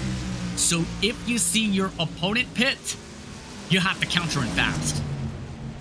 Stacy Hunter has kicked off the pit cycle. Stacy, who just went a lap down, we saw Stacy getting passed by Elliott and Daniel, has brought it down pit road. Elliott White has gotten to the inside of Daniel Knight again off of turn 4. This time he's as far ahead as he's been, but still Daniel Knight absolutely ripping the top. He stays within touch of Elliott White, but down the back straight coming into turn 3. I think this is finally the move for Elliott White. After so much trying, after so much effort, Elliott White's finally clear into third. Elliott White's got to definitely be frustrated with the amount of time lost. But decent job, in fact, very strong job, I think is the better way to put it, with Daniel Knight on the defense. I will say this. Guess who's within a second for the lead? The kid in a long run from the Gen 6er a few years ago. Acosta's within a second and fast. Tire Wizard doing his thing. Down to 0.8 of a second now. On that last lap, he was 0.2 faster than Thomas Sink. He was actually 0.3 faster on that last lap as things update. The long runs, as always, working in Abner Acosta's favor, but Colton Lane, that's the first driver from the lead lap to kick off the pit cycle. Green flag pit stops are well and truly underway as Colton Lane pits from P5. Taking the undercut call. We are quickly approaching about the halfway in terms of the total laps, estimated 2 on top of the clock. So a lot to factor. Mark There Kalin. goes Mark Kalin again loose on the end of a long run. Good save there. The bubble didn't pop, but you have to think. Thinking back to Mark Kalin's past, when things like that start to happen, they don't stop happening. The tires do enter in any driver into an overheating cycle, and when you slide the tires like that, especially at Rockingham, you don't have much time to cool them down. I'm thinking back to Kentucky with the Cup cars a few weeks ago. Was on feeling then. His tires for the rears were down to around 20, even less than that, I believe. I almost feel like Kalin's in the exact same boat again, where he's burned up the rear tires, and he's going to have to hold on to this point for dear life. His teammate Jeff Evans gave him a little bit of a wide berth there, but his teammate Danny Cervantes is on the attack on Adam Zemke, and Thomas Sink from the lead elects to come in first. He beats Abner Acosta onto pit lane. Elliott White is in as well. Adam Zemke goes a little bit blinky and eventually hangs on to P6.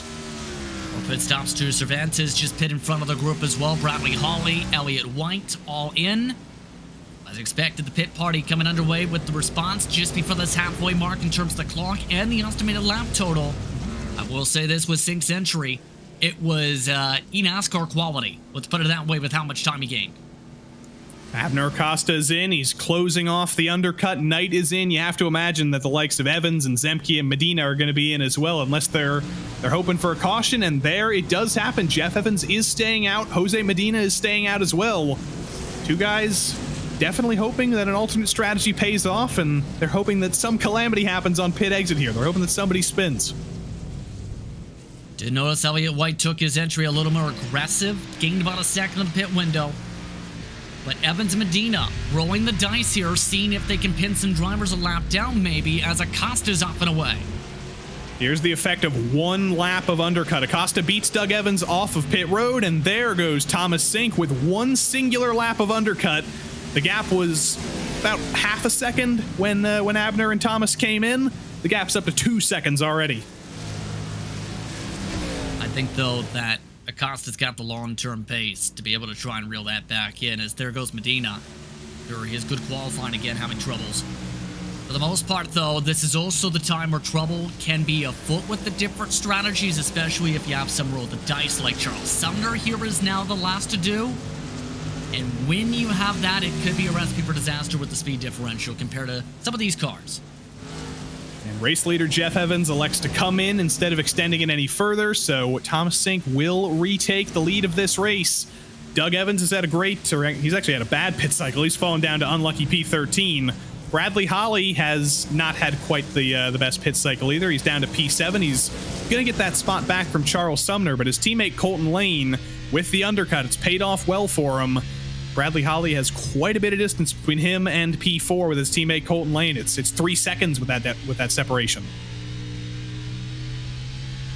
And I will say, when it comes to Bradley Hawley, remember, in the era of the fixed series, back in before the turn of the last decade, one of the most dominant drivers in the history of the Cup Series, always was very quick there, was really strong in the trucks. You can tell a little bit loosey-goosey, though, in this car right now, and he's just been stuck in place most of the night. You don't want to be going for the four-wheel drift that early, as I think he has gotten even lower into his chair this week. He somehow manages to do that every single week. He gets lower and lower and lower. But he told us before this season that the Xfinity car isn't really his strongest car. All of his success that he's had, the reason that he has 115 wins in the PRL, some of those came in MX-5s, but a lot of those came in the Cup Series, and they came in the truck. In the Xfinity Series, he's had a couple of wins, he's won a couple of races, but he has not been as strong as he was in the old Gen 6 Cup car, in the next gen, or in the truck. So there's only 2 more weeks after this for Bradley Hawley to get a win done. Of course, Daytona is going to be a wide open playing field. Anybody could win that. But for a driver who's won a race every single season on Wednesday nights, the streak is in perilous danger.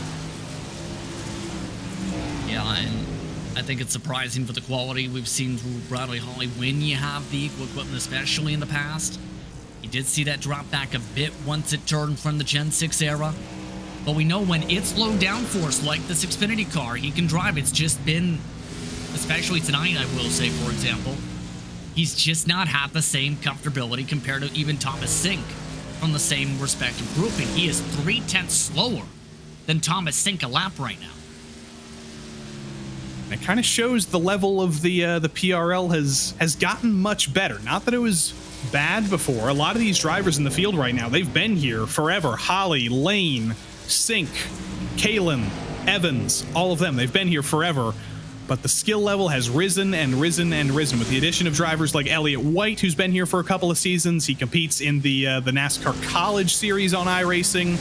Drivers who have gone to Road to Pro, drivers who have come close to the Coke Series, drivers who win top split races in the official series. The skill level rises and rises and rises. And the iRating rises as well. Exactly, especially over the years, the higher the iRatings have gone in terms of the expectations of the good IR, the harder it is to move up the ladder.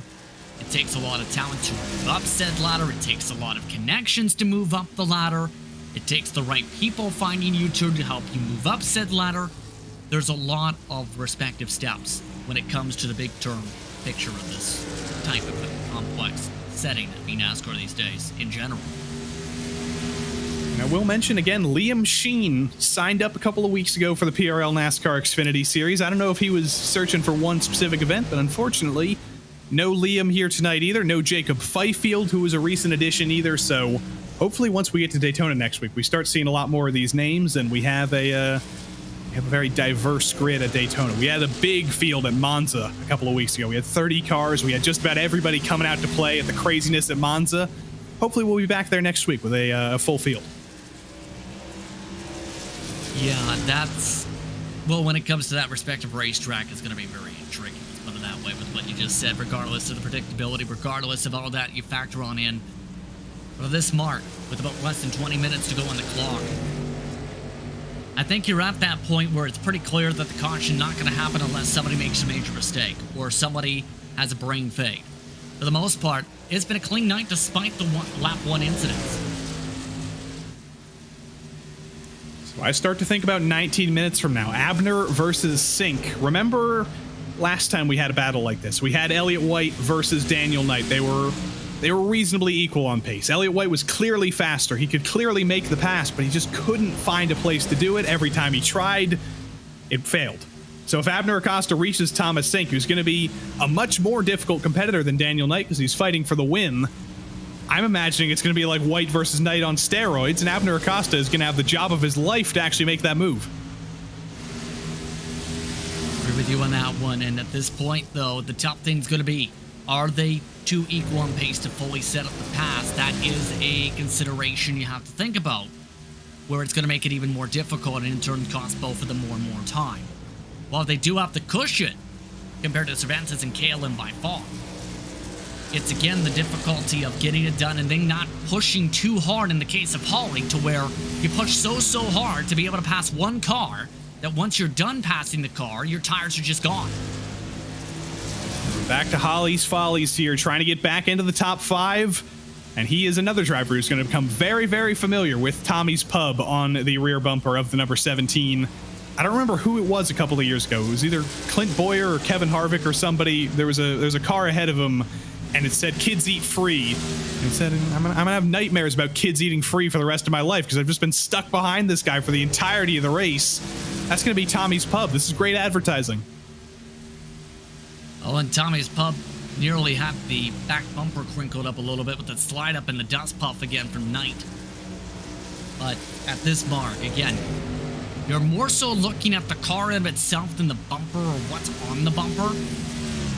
I will say, though, there are a couple here and there that you think, oh, well, that's hurtful when you read the bumper. I think Bradley Holly may have just fallen into the I burned up my stuff category with what's happening now. I've tried in the past couple of weeks to find the menu of Tommy's Pub, but I've been unsuccessful because there's a lot of opportunity for pub food. Say Bradley Holly is fish and chipping away from the lead.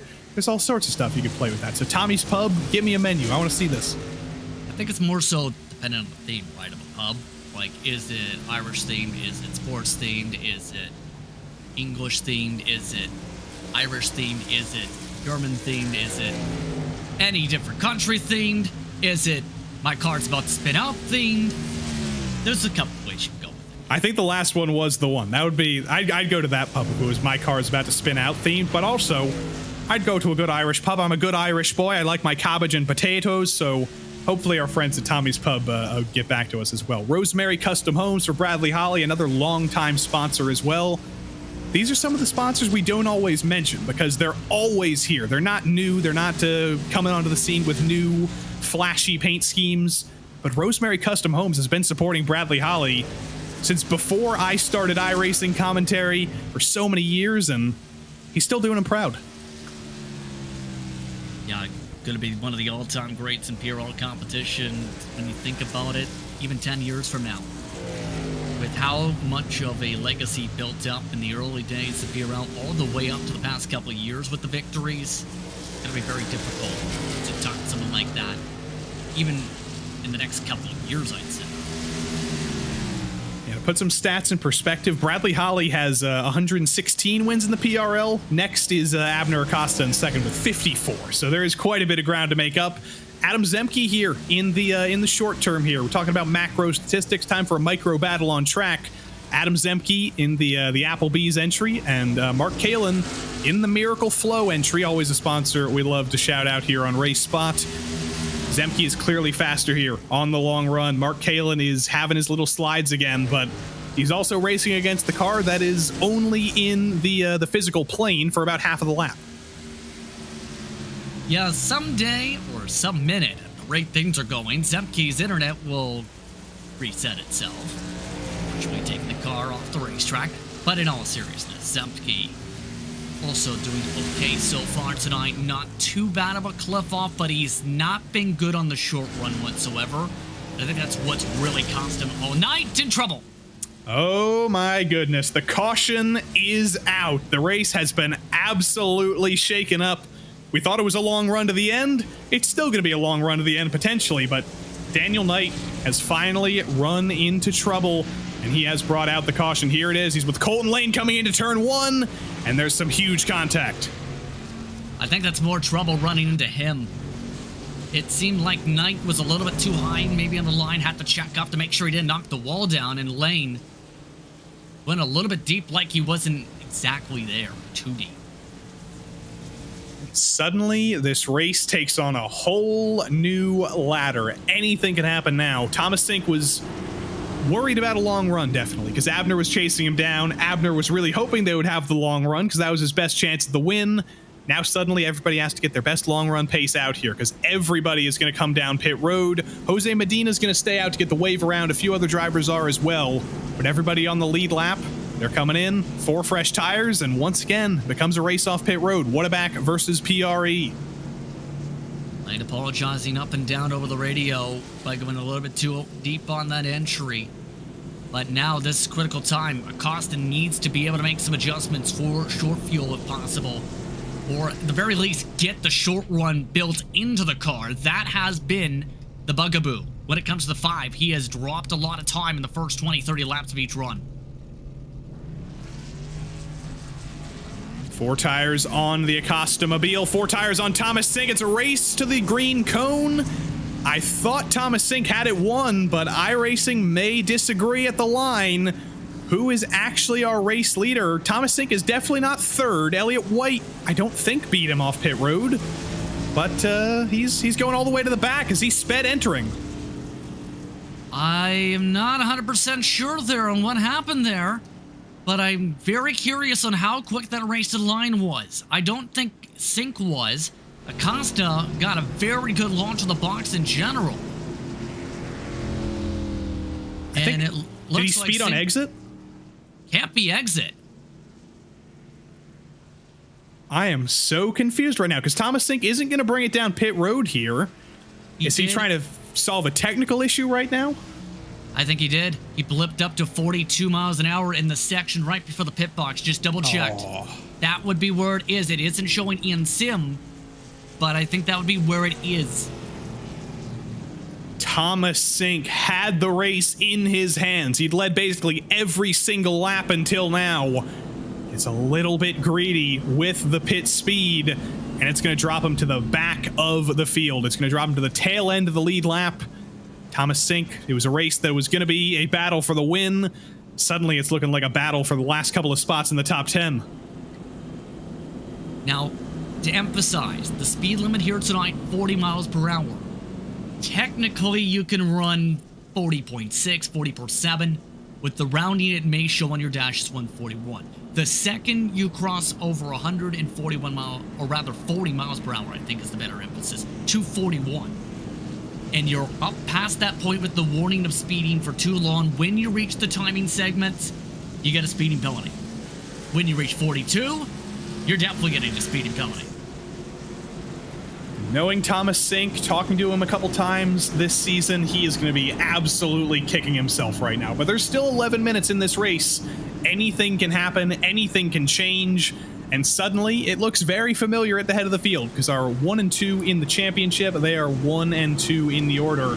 Abner Acosta with a 1-point championship lead over his teammate Elliott White. He's gotten the lead in the race here, but can Elliott White beat Abner at his own game just like he did last week and a couple of times this season?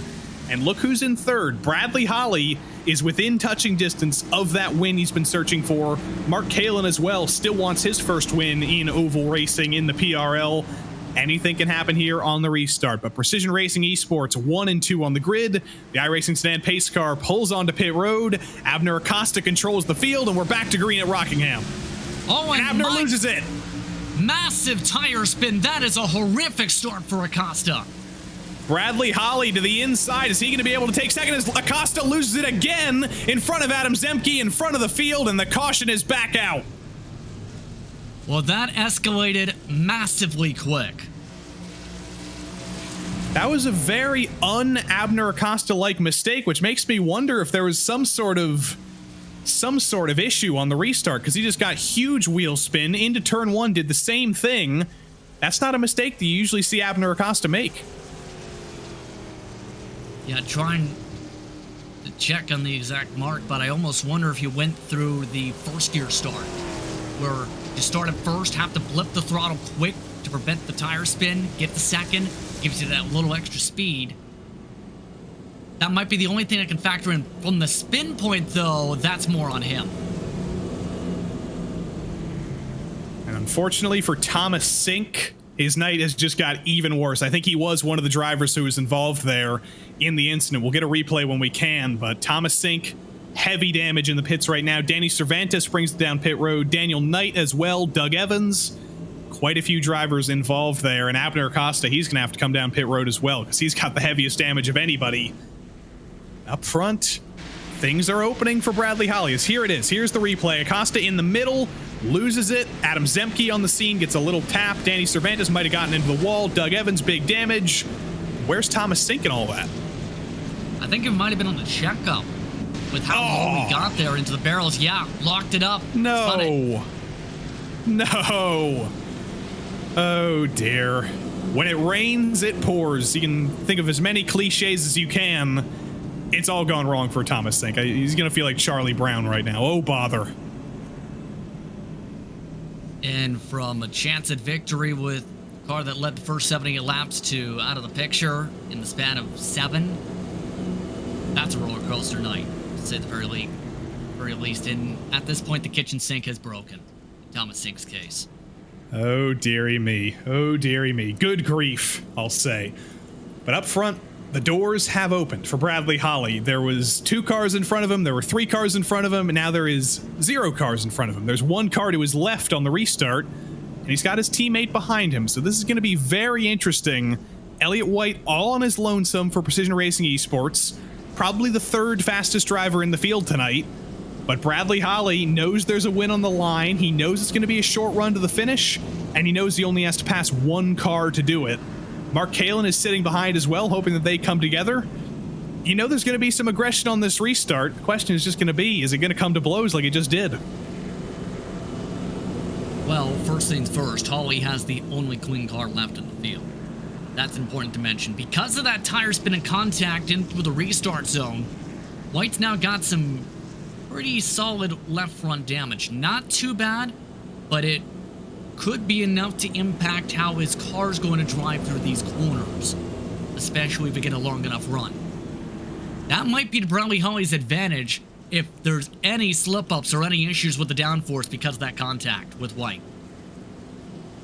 So when we restart here, it'll be about 5 minutes 30. Doing the math in my head, that's going to be 13, 14 laps, I think. Again, not going to do math because it never ends well, but it's going to be a fairly short run. It's going to come down to who has the fire-off speed, who can be aggressive, who can make moves at a place where it's very difficult to make moves. Can Bradley Holly get back on top this season? Can Mark Kalin finally get his first oval win in the PRL? And Adam Zemke, he has a penchant for winning these crazy late race restarts. He's done it a couple times in the Truck Series. It's gotten crazy. We saw Abner Acosta do a very un-Abner Acosta-like thing. Who knows what's going to happen next? Very curious as well with how this could play out here. This has to be Holly's best run yet. We've seen him struggle a bit in even the early stages of the runs. You better hope he's right up on that wheel, able to keep right up to that 27, keep the pressure up, force him to slide around that car.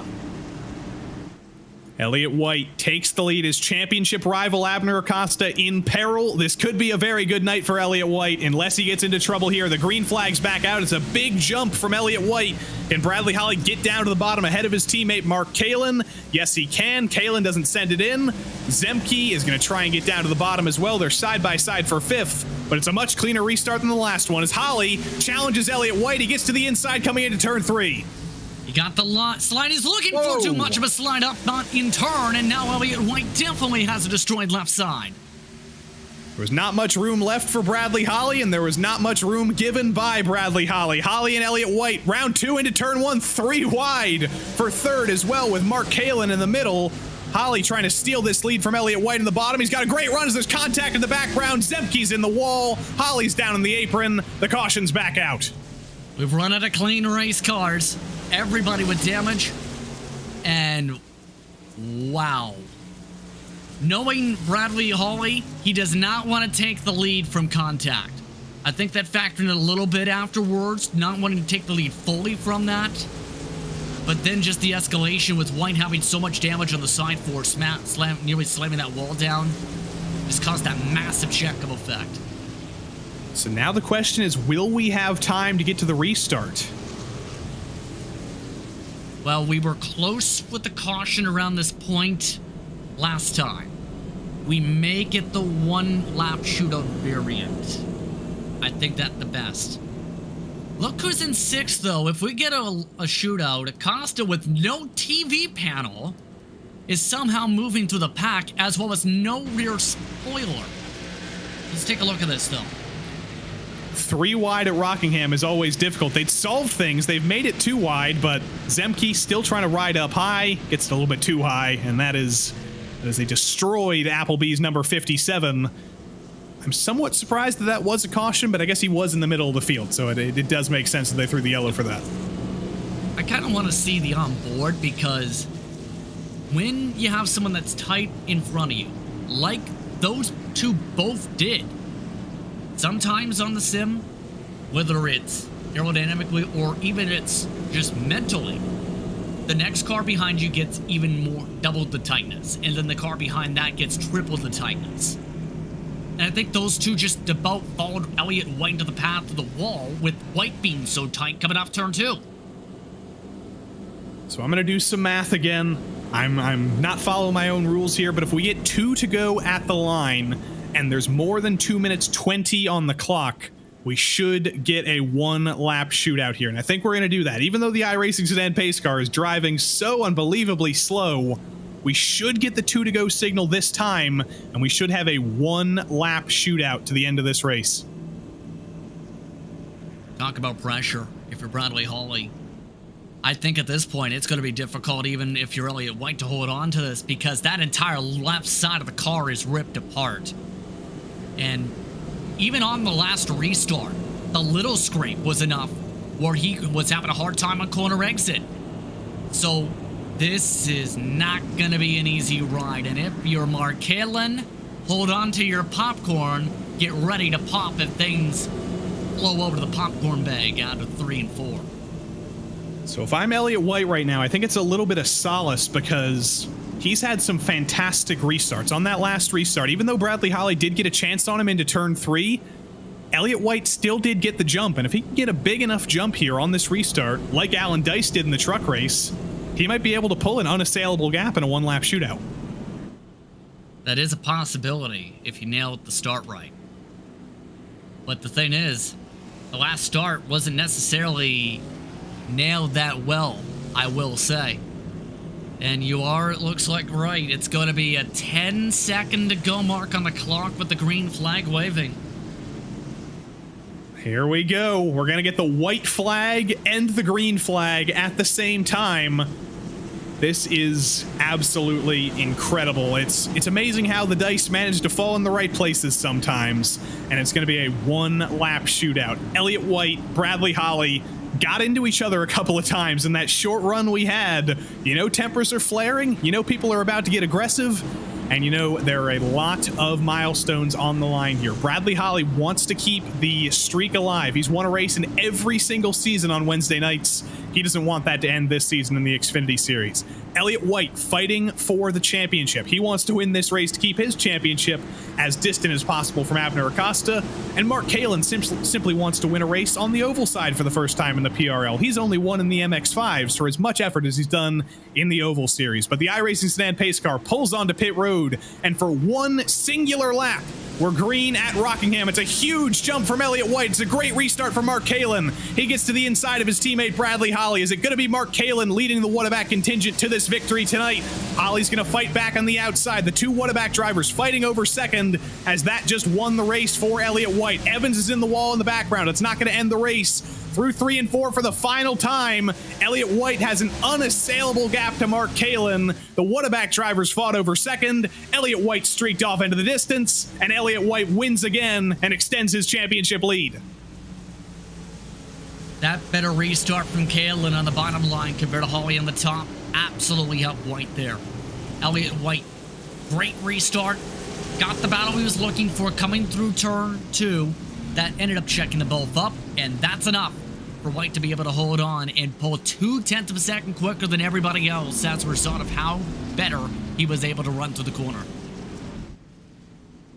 That's the third win of the season for Elliott White. That puts him on top of the field. Campbell and Acosta, they've only won 2, so Elliott White potentially en route to his first championship on the NASCAR side in the PRL for the third time this season. Some very well-deserved donuts, and he's going to extend his championship lead, or he's rather going to take the championship lead again over his teammate Abner Acosta. Acosta still came home in 5th. He's going to be somewhat satisfied that he managed to recover a top 5 out of this, but it's going to go from a 1-point championship lead for Acosta to likely a 4-point lead for White.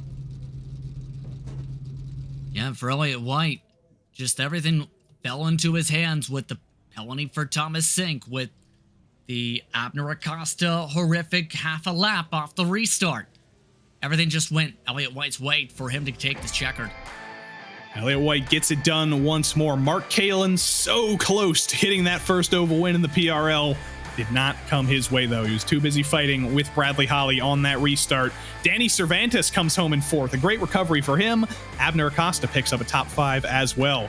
Charles Sumner, after an early spin, going a lap down, still manages to finish 6th at the end of it all.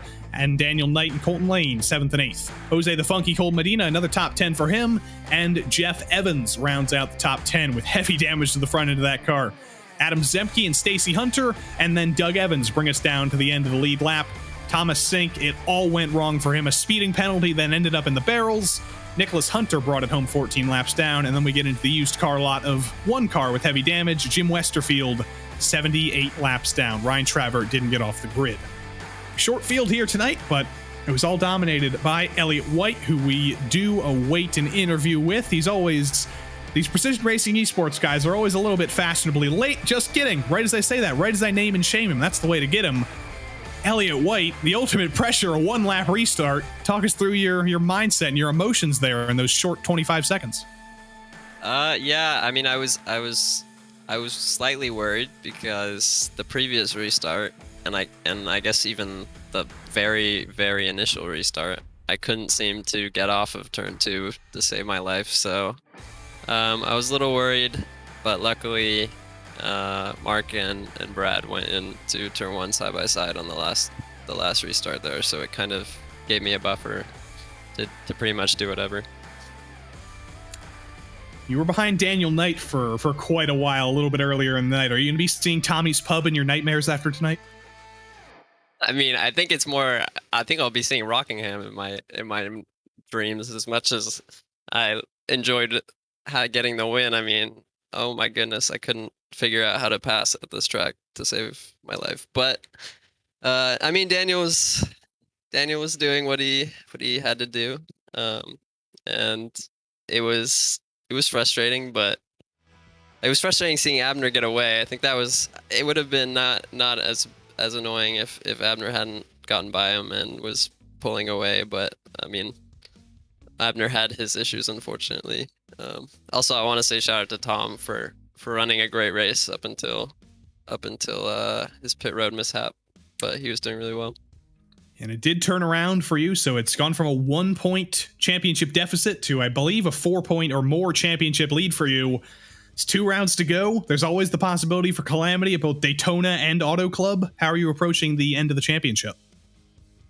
I mean, these are two tracks I am really looking forward to. I love Daytona, so, well, I love it now. We'll see. I think it should be fun. I think it'll be weird with a timed race.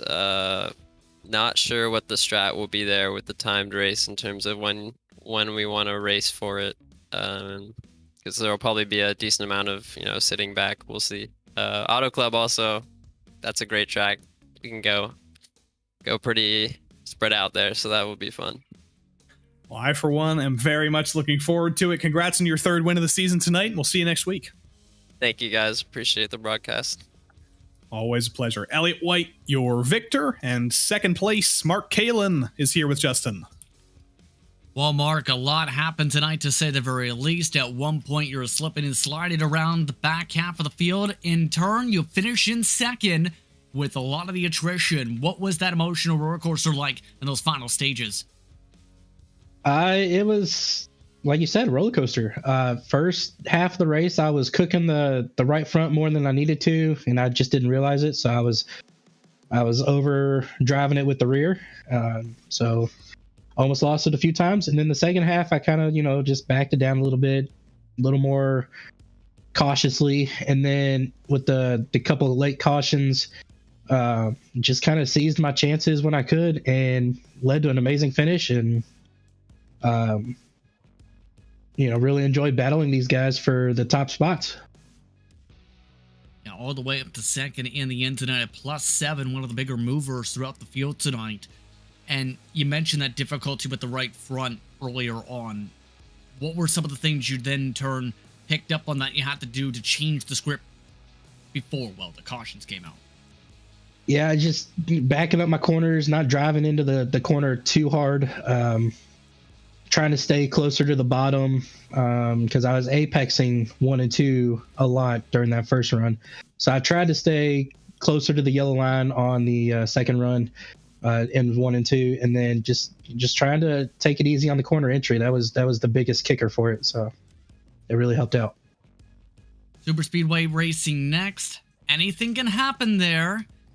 Opinion on the second to last race at the Super Speedway plate, or rather in these cars, technically plate race. Yeah, looking forward to Daytona. I've always been strong there in the pack racing. I always enjoyed it. Yeah, it's a crapshoot, so I always go in there knowing that anything can happen, so I don't usually get too upset when I get taken out in a wreck. But yeah, I mean, it's definitely one that I've always shown strength at those types of tracks, and hopefully we can take this momentum and urge forward one more spot to victory lane. Thank you very much for your time. Congratulations on making it all the way up to 2nd for the checkered. Thank you, guys. Y'all have a good night. That is Bubba, also known as Bubbles, Mark Kalin. Bubbles the wall sponge. Stayed out of the wall more than some other drivers tonight, as we got one more driver to talk to here. Bradley Holly is currently deafened. Hopefully he changes that in a moment. I'll give Bradley Holly a moment to do some technical things here. While we wait for Bradley Holly to figure things out, there's a driver still waiting. Paul Crumry is still waiting for us. Nope, I'll get Bradley Holly instead. There he is. Bradley Holly, we got you now. Third place. Talk us through that late race restart. Side by side with your teammate Mark. Seemed like that was the end of it. Yeah, I mean, definitely. I mean, if you don't get a good start, high side on a restart was definitely not where you wanted to be. And I started pushing tight on the exit of 2, and that's basically all she wrote.